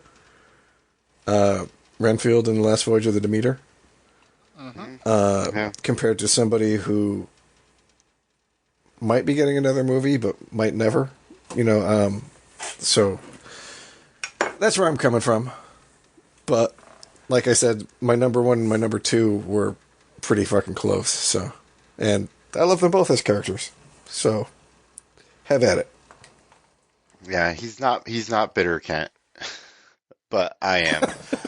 I am, because I'm just gonna say this. All right. I basically burnt my vote because I didn't vote for Dracula. I voted for Nosferatu. And then Kent's like, "Oh, should we just add them together?" And then I was like, "Yeah, sure." And then I realized that Nosferatu was actually like knocked, even as it was a movie before Dracula, the Bela Lugosi film. It was knocked for being a ripoff of the novel, and like just a straight ripoff. And they are very, very different. And I was like, man, I totally just like wasted my number 1 vote And I should have, but it's my fault. I should have picked Dracula, or I should have picked both and did it separately. And going through the list, and it was just something that I felt. As far as Dracula, I think Dracula and Frankenstein for me was really hard to say, like which one was more popular than the other. Um, and it maybe, and I think it'd be even easier to say like Jason and Michael Myers, which one was more popular than the other. Um, but I begrudgingly do think Dracula is more popular because of, I mean, when I was looking up these like merchandise of the Universal monsters, Dracula would be first, Frankenstein would be second, literally. Like, and if you think of breakfast cereal, what is more popular?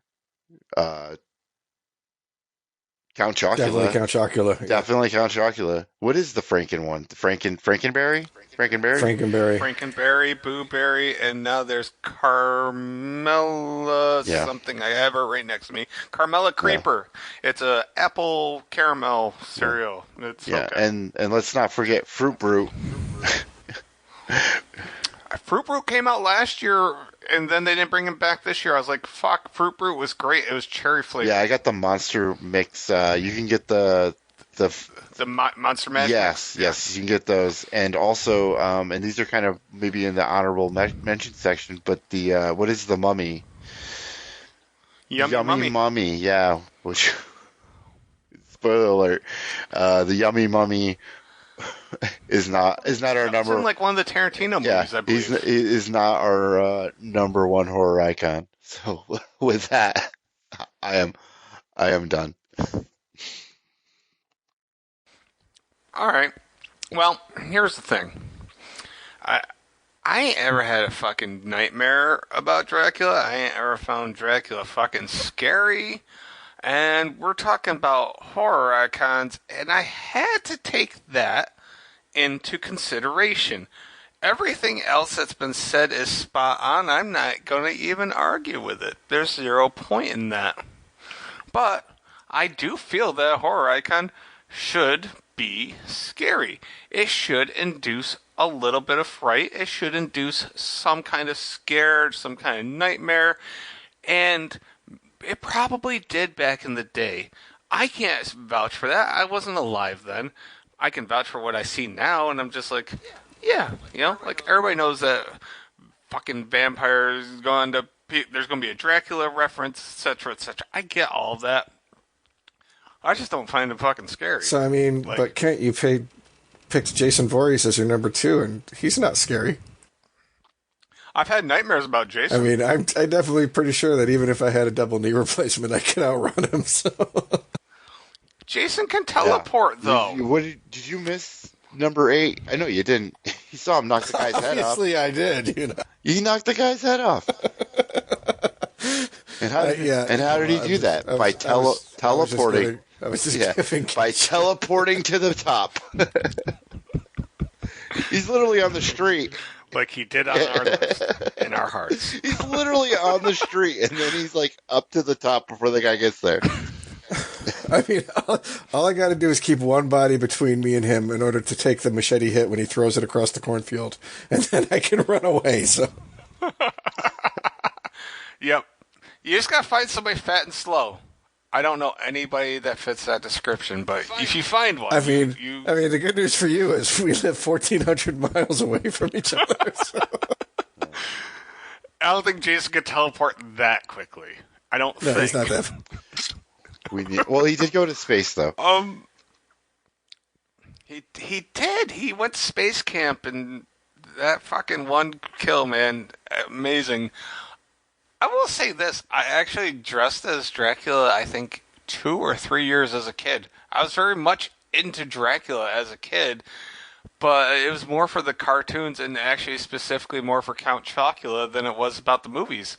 I hadn't seen the first good Dracula movie I saw, and just to bring it back up one more time, fucking Monster Squad.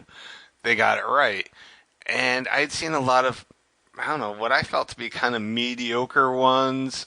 Um, and I hadn't seen the Universal one. I hadn't seen Nosferatu yet, obviously. And, later on I've seen much better ones. I have the Hammer Horror Blu-ray set now, so I can watch and check that out. I'm dying to really check out Christopher Lee. Still, I just don't find him scary, and that's what I'm really kind of going off of because. All right, let's throw a little curveball here, Cam. What is one of the other biggest triggers for you in horror movies? I have so many. How many titties do you see? Because I think you got to admit that out of everybody on our list, Dracula's seen more titties than anybody else.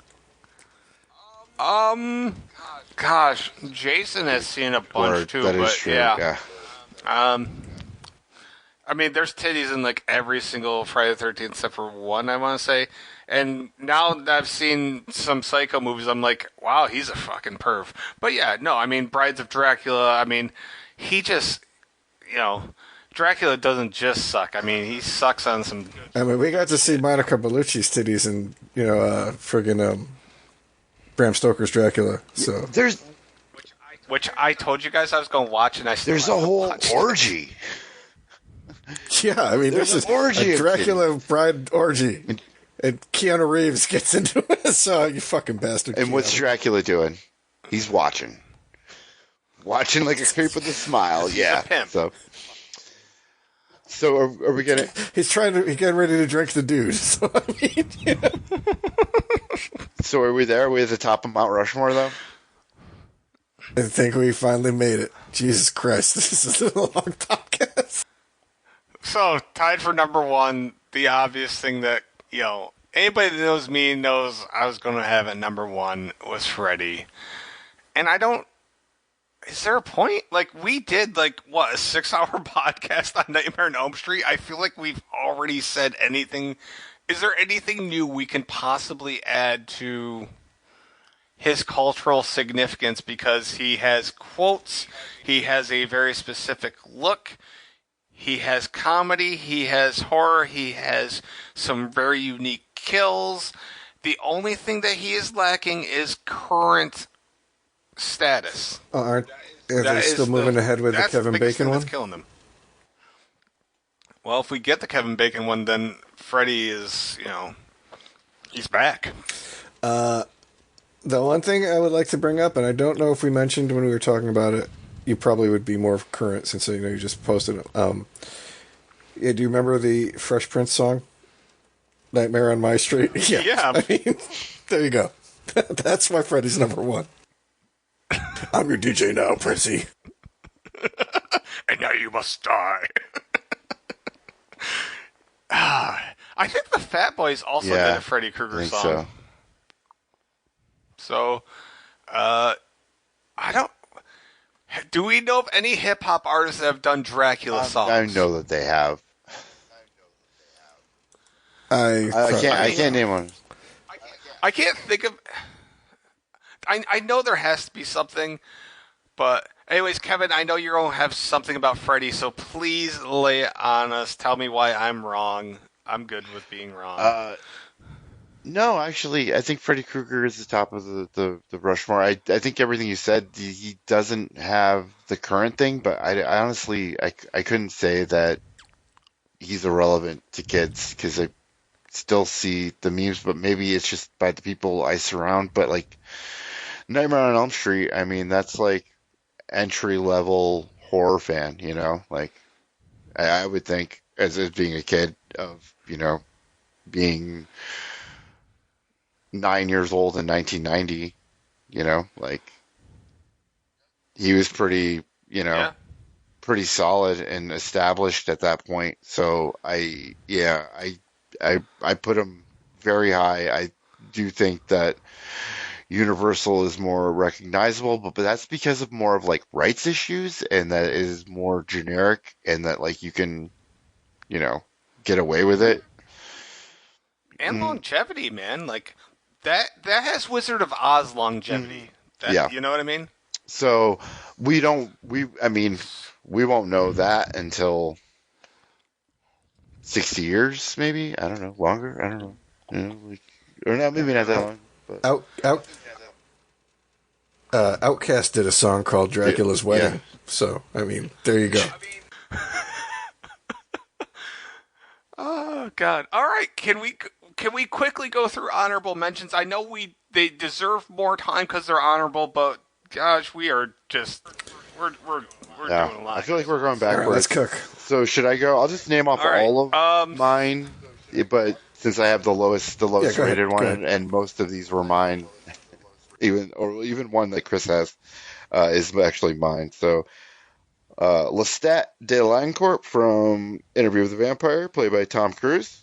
Um, Killer Clowns from Outer Space. The Tall Man from the Phantasm series.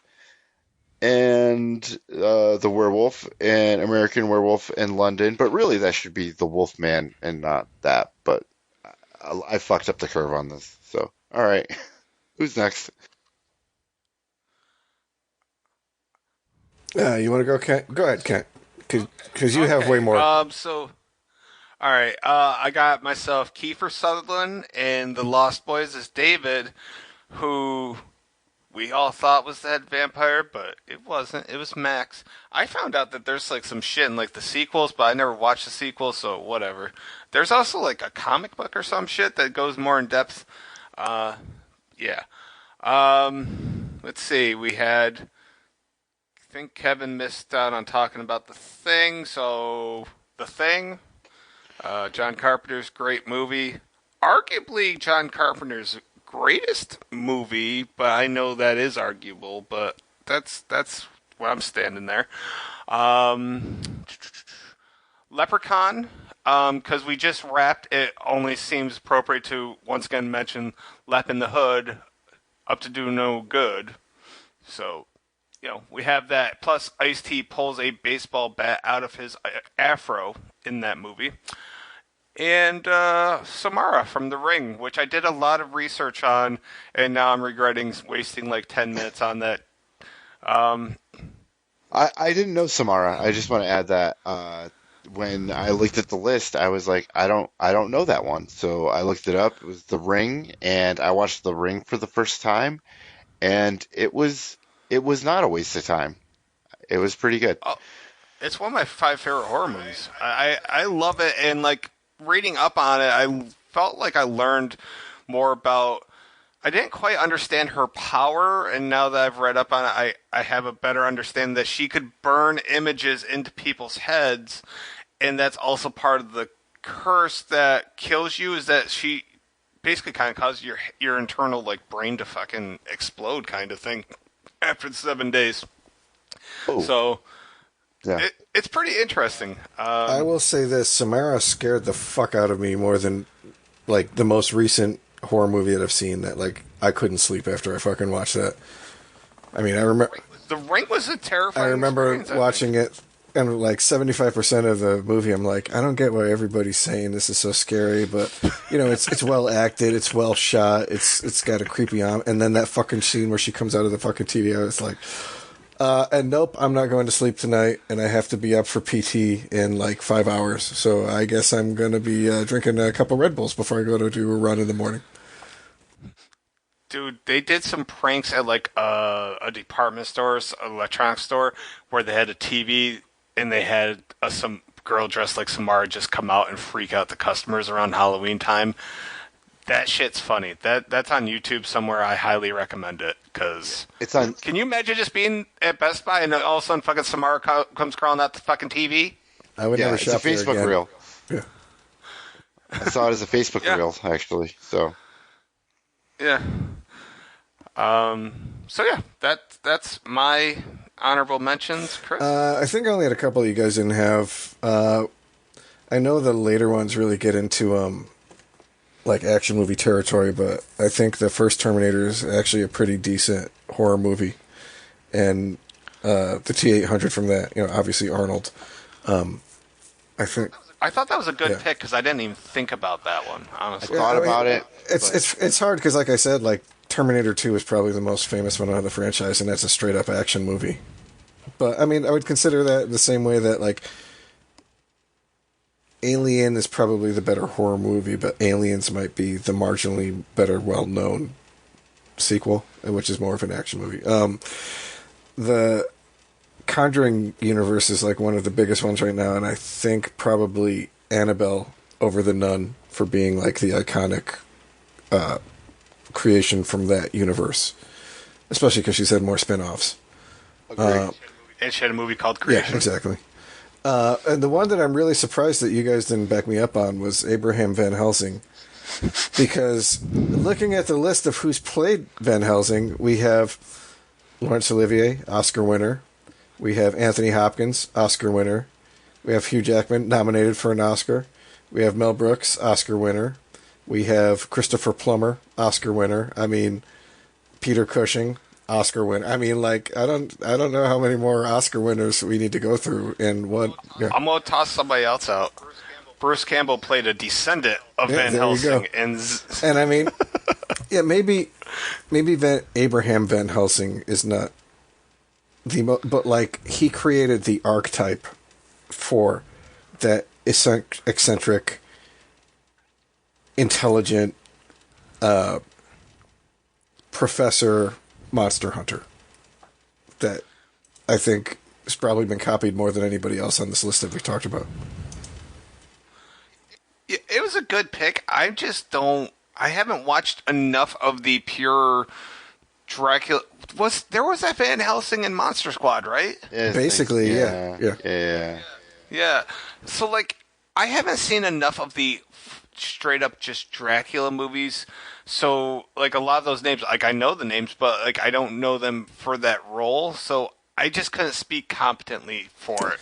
It's cool. I can only picture Hugh Jackman, and I haven't even seen that movie. Oh, dude, that was nuts. That's like the worst. Yeah. Was that just the Van Helsing? So that's why I cannot support Hugh Jackman, who I don't hate or anything, but just not a horror icon.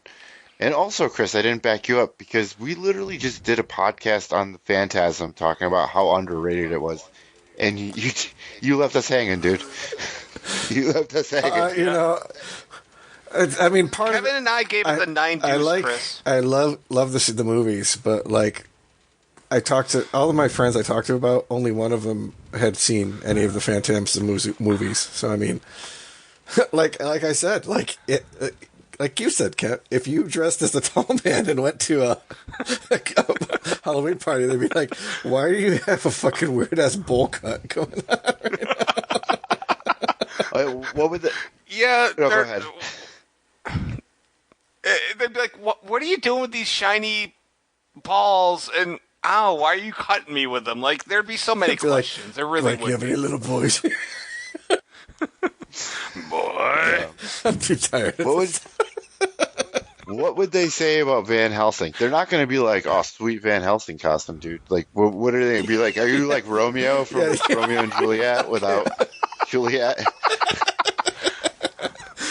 Like, if you wore a shirt that just said Vampire Hunter, maybe they would get it. You're right. Okay. Yeah. All right. I mean, he was in my bottom. Yeah, no, he's definitely. He wasn't. It's a good point, and I'm glad you brought him up. But yeah, I didn't think of the heroes, man. I thought of horror icons and. Yeah, I didn't think about him until after I thought of Ash, and then I had to revise my whole fucking list, and I was like, "No, it's a good one though." Yeah, Ash especially. I think Van Helsing knocked Pumpkinhead off my list. So that's actually worthwhile. Yeah. So Pumpkinhead's kind of. I mean, when was the last time Pumpkinhead was made? Was it like early '90s or late '80s? Probably mid to late 90s for some of the shitty sequels, but I mean, I work with a guy who kind of looks like Pumpkinhead, so I think about it all the time. Jesus. So he's a ginger. No, he's bald, but he's got like a really elongated head, so it works out. Looks like a demon is what I expect you to say. He's a good looking guy, but he's got like the head shape, going. Gotcha. At least he doesn't have the Jason Voorhees mongoloid head going. Right. All right, so I think we've been through our honorable mentions. What else have you guys been watching lately? Because I know there's a couple things you wanted to bring up, Kevin.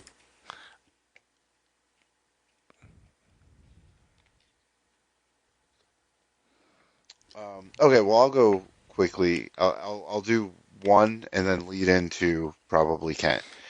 Uh, I have so we do a movie night.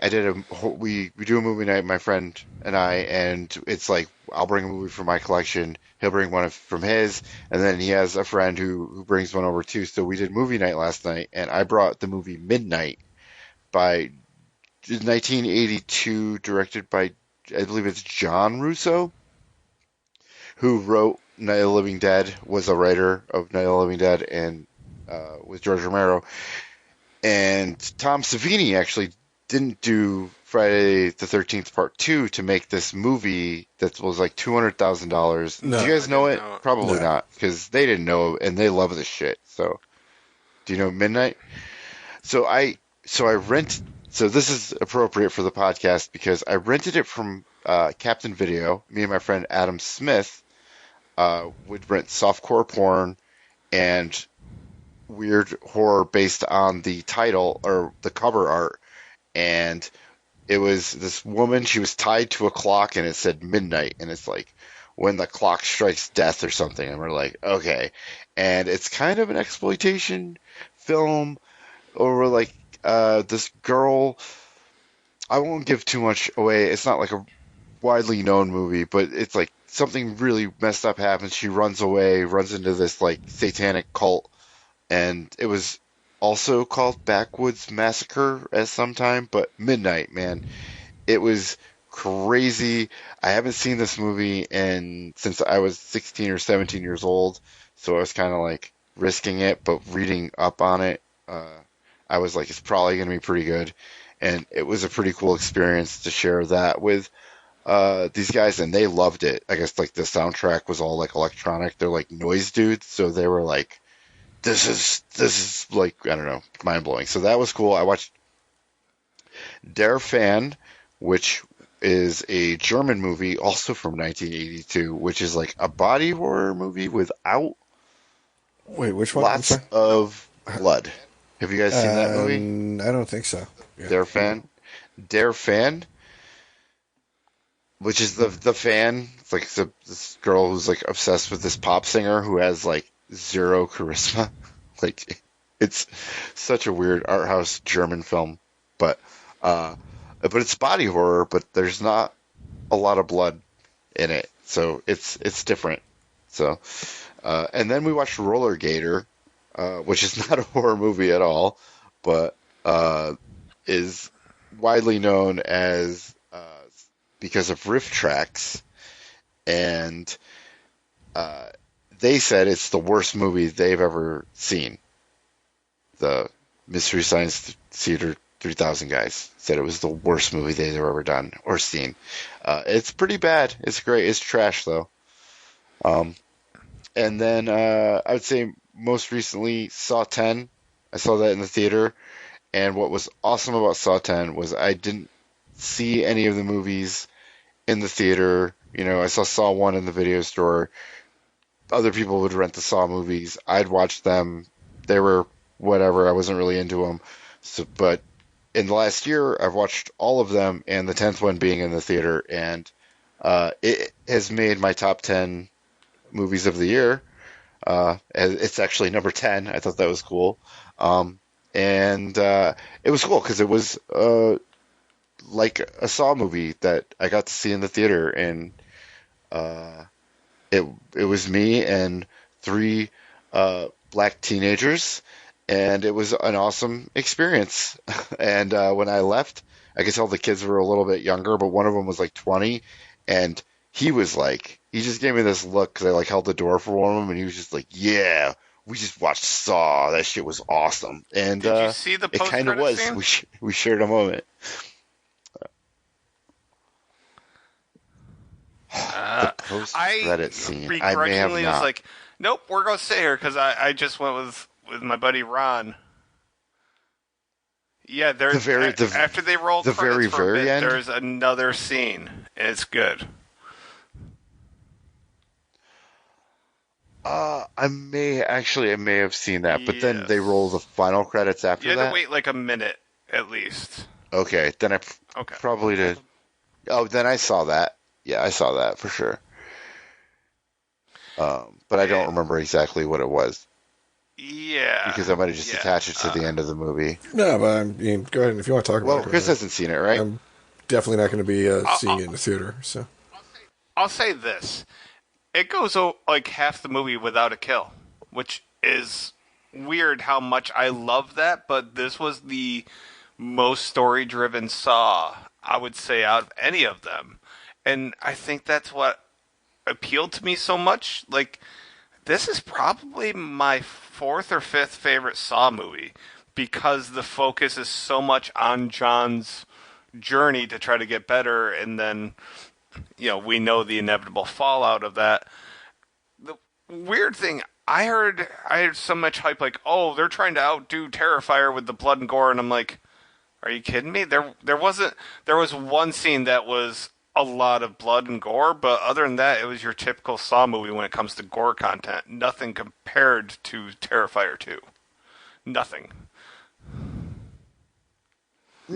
Well, yeah, but I mean that's just a bunch of noise to get people pumped on it. But I mean, I think what all right, you watched Terrifier 2, like really none of it was made me cringe because it's so over the top and goofy. I mean, the nothing beats the sawing Right. the woman Yeah, in that half, scene just goes on and thing. on. But like, I don't know. Yeah, but I don't know if I was I necessarily wasn't like grossed grossed out out by by it. Was you it, grossed out by something you But saw? dude, that first Saw, yeah, The the the eye first one, one, the one that was a yeah, dream, that or was the leg? no, no, not the eye one, not Okay. the little bit they give you so they can do 40 minutes of Okay, the story, leg. like the first one, Okay. the one, yes, yes, the one that they're talking about, because and that was grosser, and I'll even the finale The finale is what I thought was was gross. over the top, but it wasn't. Yeah, that might be it because it was kind of making me Yeah. sick a little bit. Like in the theater, just the I mean, noise of Chris, it it's, and it's just Chinese the water like torture, I don't know. kind of with blood instead of water. So it's gross. Dude, Yeah. excessive. It was awesome. It was so cool to see in the theater. To see a Saw movie in the theater. It was exactly what you want. And you don't get it in franchises later down the road so much. Like where you finally get something that kind of I feels like Saw I'm super glad 2, that 3, or Ten's what 4 supposed to could be have as been. good as it was because I love the franchise. I mean, shit, how many times have we talked about it now, Kat? Right, but 7, 8, and 9 have not lived up to expectations, And right? since we haven't thrown it in yet, I mean, we have to bring up Macaulay Culkin in Home Alone being John Kramer because this is what, like a 3-year run we've done where Macaulay Culkin gets mentioned in our podcast. Absolutely, he deserves every single time. Actually, I just saw a new movie poster for The Good Son. I was like, why are we still making new posters for this movie? Dude, I mean, it's a good movie, but I think they should just bring Macaulay Culkin in to take over the I franchise. wonder if they will inevitably be. Here's my question: what franchise will die first, Fast and Furious or Saw? I mean, I think probably Fast and Furious because, you need to be relatively in shape to be able to do, like fucking crazy ass goddamn stunts and shit like they do. And horror's. Do you think they won't be able to do it without I Vin think Diesel? I think his And ego is what you're would not saying? let them continue this series without him. I mean, look at all the shit he's had with The Rock over the years. Yeah, yeah, I would agree. I was like, I think Saw only needs to make 1 or 2 movies to outlast Fast and the Furious. I was like, it's kind of interesting to think about the longevity of both franchises, quite frankly. So They come out the same year? I don't think so, but maybe. Fast and Furious got like a year or 2 on it, right? Because I worked at the video store, I think, what 2001? Fast and Furious? 2000? Is it 99? 2001 was the original Fast and Furious, and Saw was like 2004, maybe. Saw's 2004, so yeah. Oh, okay. Yeah. So, all right. What else have you seen, Kevin? Anything else? No, I'm gonna leave it at that. Okay. That was fine. That was just into the Saw 10. Nothing I can think of. I saw so many new movies. I will say that out of uh, what is it? So I try to do 31 movies I haven't seen before, but I kind of like leaned into what we were doing. So I'm already at 27 with movies that were not that we didn't discuss that I've seen this month was Vivarium for the first time, 2019. That was pretty cool. Bats, 1999. That was way more fun than I thought it was going to be with Lou Diamond Phillips and Dina Meyer. Pontypool, Kent, which you suggested to me. Oh, you did finally What do see you it. think? I did see it. It was cool. It was good. It was it was like zombie film meets Oliver Stone's talk radio. It was pretty cool. Um, and Trouble Every Day by Claire Denise and Underwater 2020, the Kristen Stewart movie. I really like the twist And at the end then of that one. Yeah. Underwater. Yeah. Yeah, that was pretty. It was good. It was actually better than I thought it was going to be. I like T.J. Miller, so I figured it would be okay. And then all the rest of them, besides Dare Fan that I talked about, they were all movies that were attached to the horror icons. So All right. Chris, what about you? I haven't watched too many new movies since our last podcast. I finished the final season of Archer on TV, and I was kind of disappointed in the ending until like 2 days after the last episode. They said they're doing a hour and a half movie in December, so I was like, okay, nice fucking bait and switch, you assholes. I've been almost finished with Junji Ito's Tales of the Macabre Maniac on Netflix. I've got 2 episodes left to watch of that. I'm kind of mixed. Like, some of the episodes are really fucking creepy. Actually, like, after the last one I watched, I had to stop for a second because I was like, that's fucked up. But some of, like, the very first episode is the very worst one in the entire series. So I could see, like, a lot of people watching it and then just being like, seriously, that's fucking it? I'm out. Like, you and I talked for a bit just before I started. This last week, or maybe a week and a half ago, The Fall of the House of Usher came out, and I've really loved, like, just about everything else Mike Flanagan has done on Netflix. So I watched the first episode, and I will be finishing that show this week. And I think probably the thing I'm most excited for is 30 Coins Season 2 comes out on HBO tomorrow. And, like, Season 1 was probably the best thing I watched in 2020, the year it came out. Like, the way he was able to switch between creature feature, body horror, possession horror, psychological horror. The production value was super high for being something made over in Spain. It's really good. And, like, the fact that they added Paul Giamatti as the main villain for Season 2 has got me kind of psyched. So, Really? yeah, I'm hoping it's good. You know, like, supposedly he is a dude on Earth that, like, even the devil's afraid of. So I'm interested to see where they go with that kind of shit. That's a good pick. Yeah. Yeah, he looks weird, too, because he's fucking bald, and, yeah, I don't know.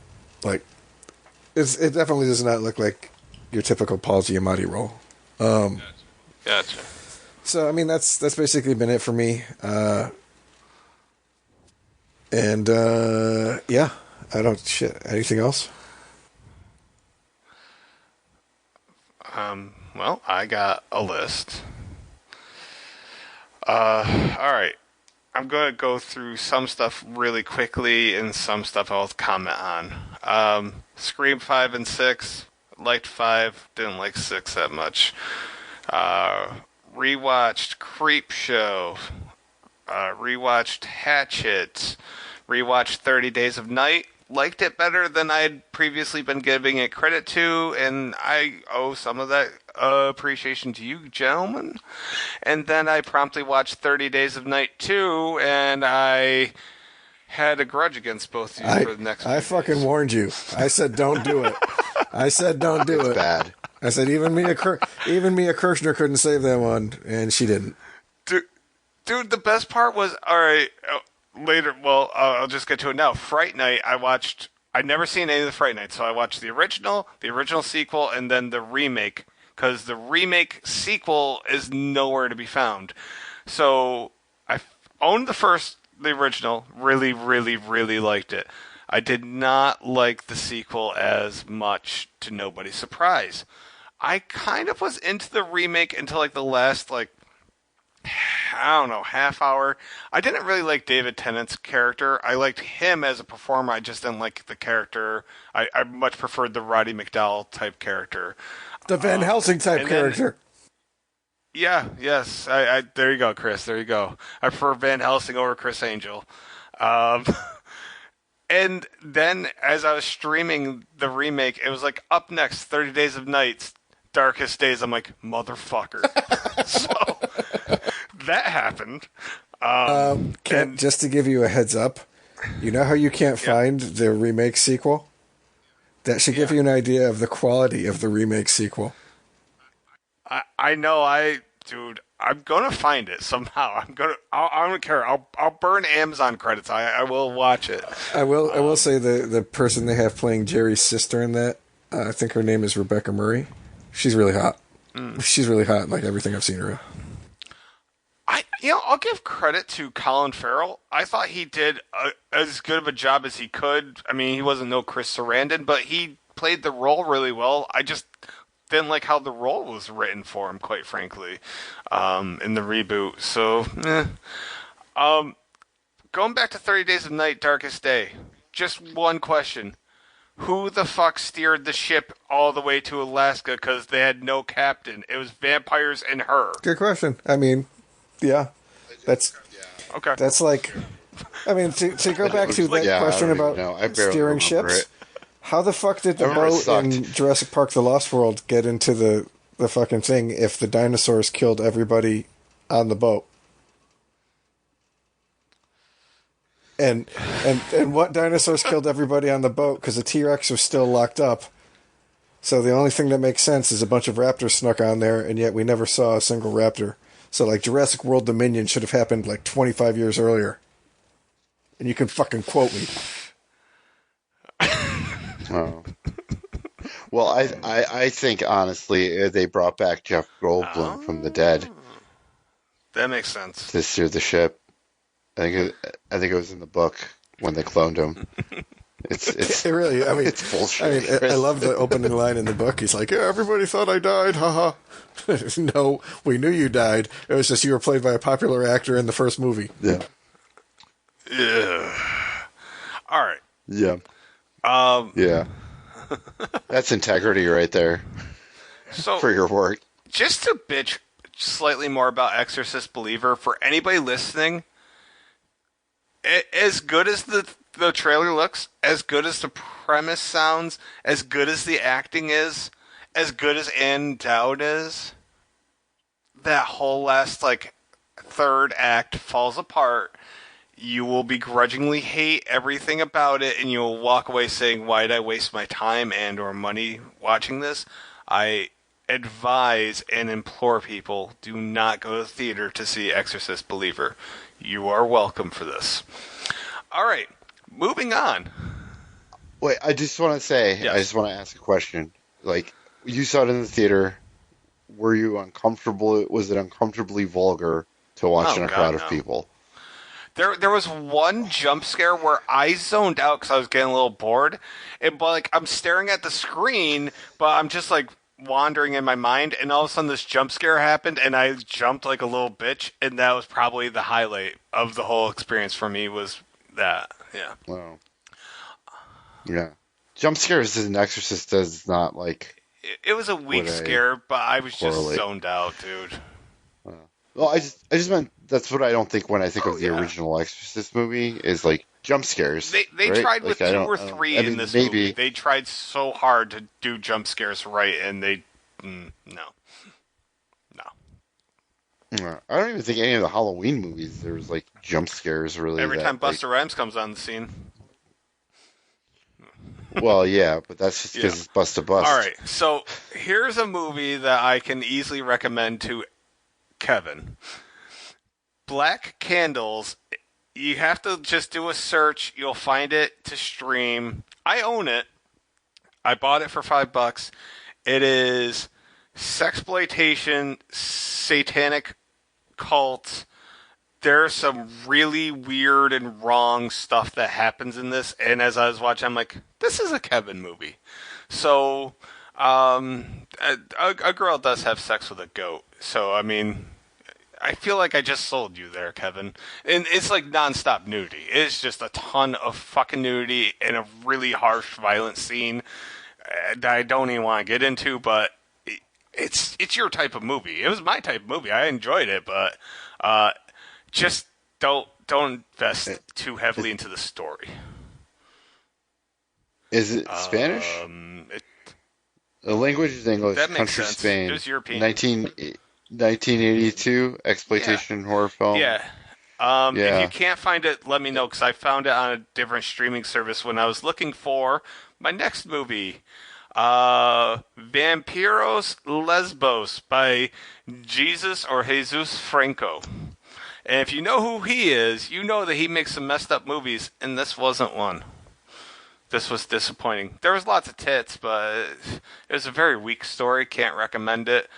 You think, oh, vampire lesbians, this is going to be cool?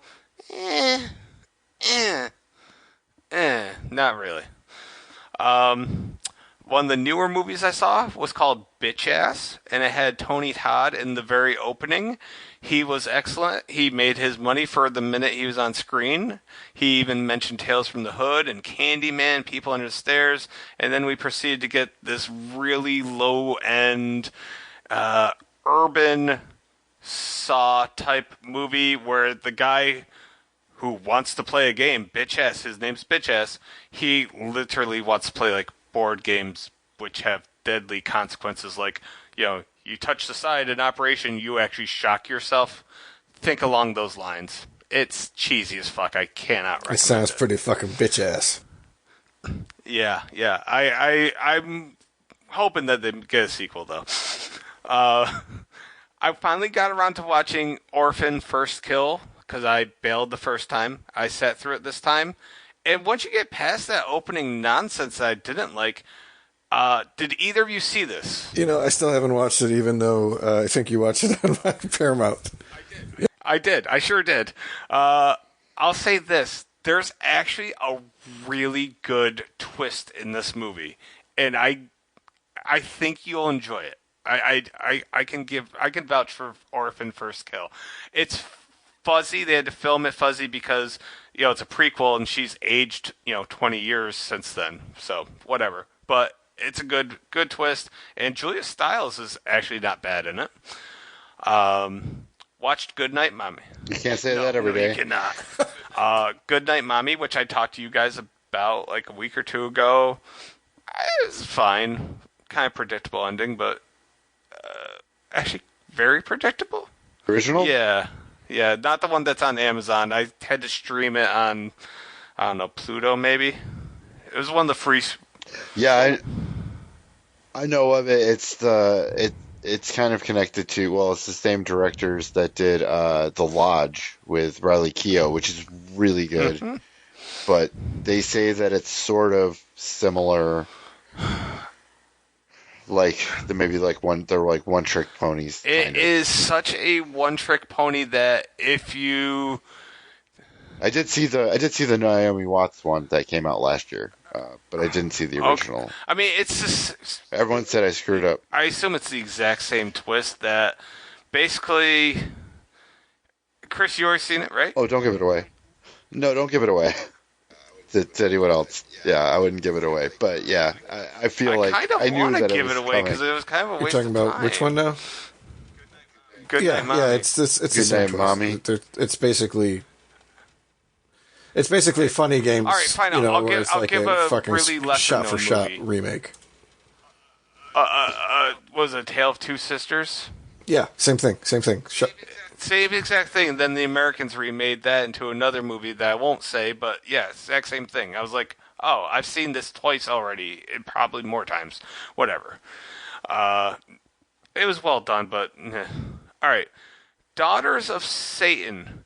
This was like a 1972 movie starring Tom Selleck, Harry Chestinall in Manila, and that movie, honestly, I can recommend. I think that might have been on Prime for free if you have Amazon Prime.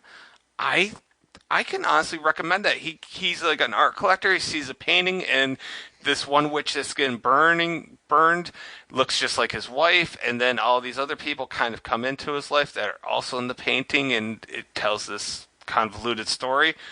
It's kind of fun for a 50-year-old movie. That's where I'll leave that. Let's say I watched Friday the 13th 1 through 8 minus 5, saw X.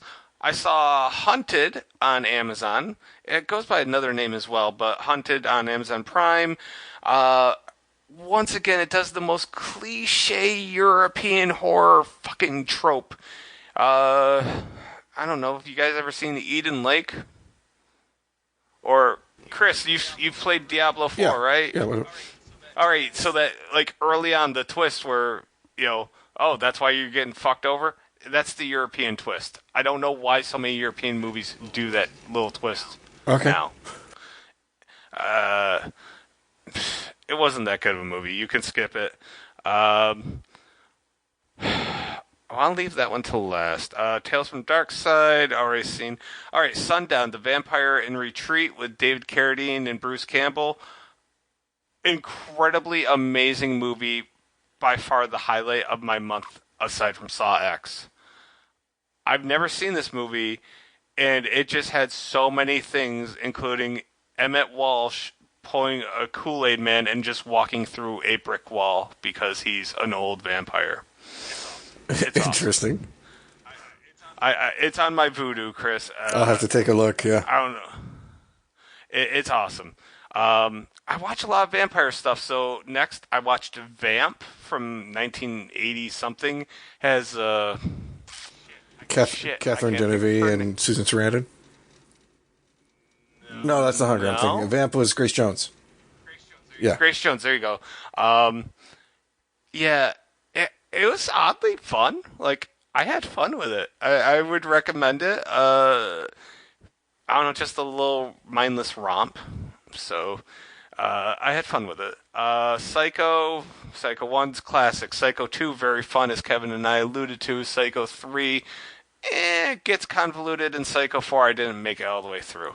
Bubba Hotep, starring Bruce Campbell and Ozzie Davis, the great Ozzie Davis. I really, really, really liked that movie. I'd never seen it before. Loved it. Really, I'm surprised you haven't. Yeah, I'm surprised too. And Have we never then after watching, have we never talked about Bubba Hotep? I think we have, and I've probably just always said I haven't seen it. Jesus. They painted me this way. Like, it's so good. Like, Ozzie Davis is hilarious. Like, I don't know. I have so much. I love there's that a dude. pain in my pecker. He steals the movie from Bruce Campbell as Elvis. How do you even do that? And he does You it. do that by being Black JFK. I mean, that's the easiest way to do it. Dude, it's so good. Mm-hmm. Yeah, that movie. I should really own it. If you liked Bubba Hotep, you will like Sundown, The Vampire in Retreat. That's the best thing I can offer you. I need to. Yeah, that sounded good. Actually, if you were talking about it. If you want a comedy horror, go for Cooties. Great cast. And yeah, why? Fucking Frodo from fucking Lord of the Rings. Elijah Wood. Elijah Wood. And Dwight from The Office, and Allison Pill, and Jack McBrayer, and Leigh Whannell from Saw. They're all in it. It's hilarious. It's like a zombie outbreak in a school, and it's violent, bloody, and hilarious. Highly recommend Cooties. Dreamcatcher, I'd already seen, but just wanted to watch it. I watched some of Monster Brawl. It is legendary monsters in a wrestling ring fighting to the death, and it has Jimmy, the mouth of the South Heart, has Kevin Nash, has Dave Foley from News Radio Kids in the Hall, Herb Dean, legendary UFC ref, and some other people. It is really, really, really, really low budget and not good. I have yet to finish it. All right, 2 more and then I'm done, I swear. So last night I watched Death's Roulette on Chris's Paramount Plus. It is a Mexican movie. It's not the movie that I thought I was watching. The movie I was thinking of was something on Amazon Prime, so whatever. This is a movie where you have to follow the rules. A bunch of strangers. It's a Cube-like movie. You know, strangers meet up. You have to follow the rules. Except they give away the twist too easily, I guess. And apparently I watched an English dubbed version with subtitles, and those two things didn't correspond. And the weirdest thing is, like, if they would verbally say 8, the number 7 would come on screen. And that happened, I think, 3 different times, where it was like just the different numbers. Very strange. Worth a watch, I guess, but you can also easily avoid it.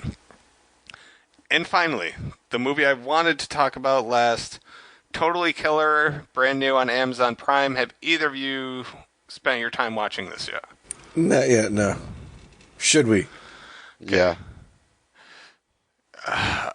If the idea of Back to the Future meets Scream meets a teenager who doesn't know better talking about her culture in the 80s and kind of coming off in a sort of cringeworthy way sounds okay, then you'll like it.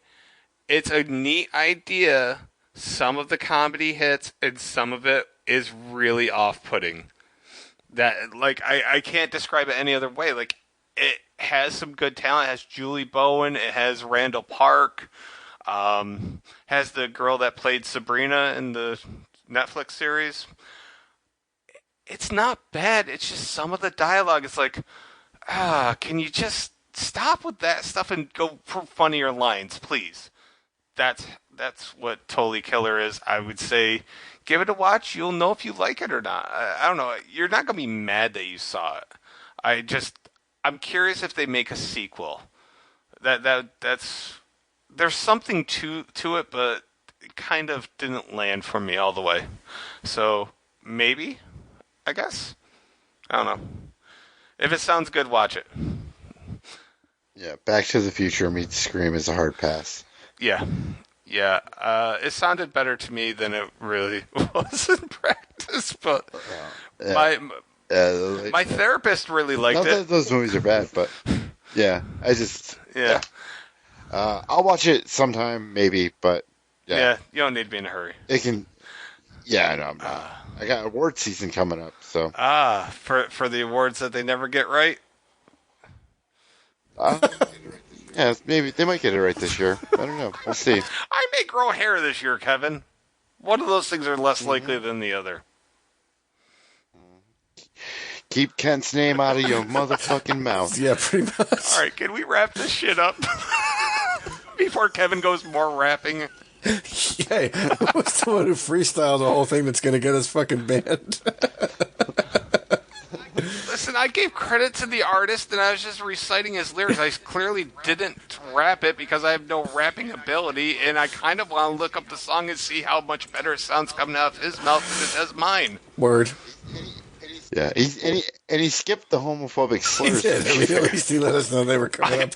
Yes. I thought that was important. Oh, Jesus, anyways. But to mention that was anyways, there. Okay. To go back on topic. We hope you guys enjoyed this, listening to us ramble the last half hour. Episode 54 is going to be kind of a dip breakup from our normal format where we discuss the differences between thriller movies and horror movies. And to hit you guys up, to get you enticed, episode 55 is going to be us going over our favorite musicals for our non-horror December podcast. Anyways, I had a blast, guys. Thanks for doing this, and we will talk to you later. See ya. David Gordon Green.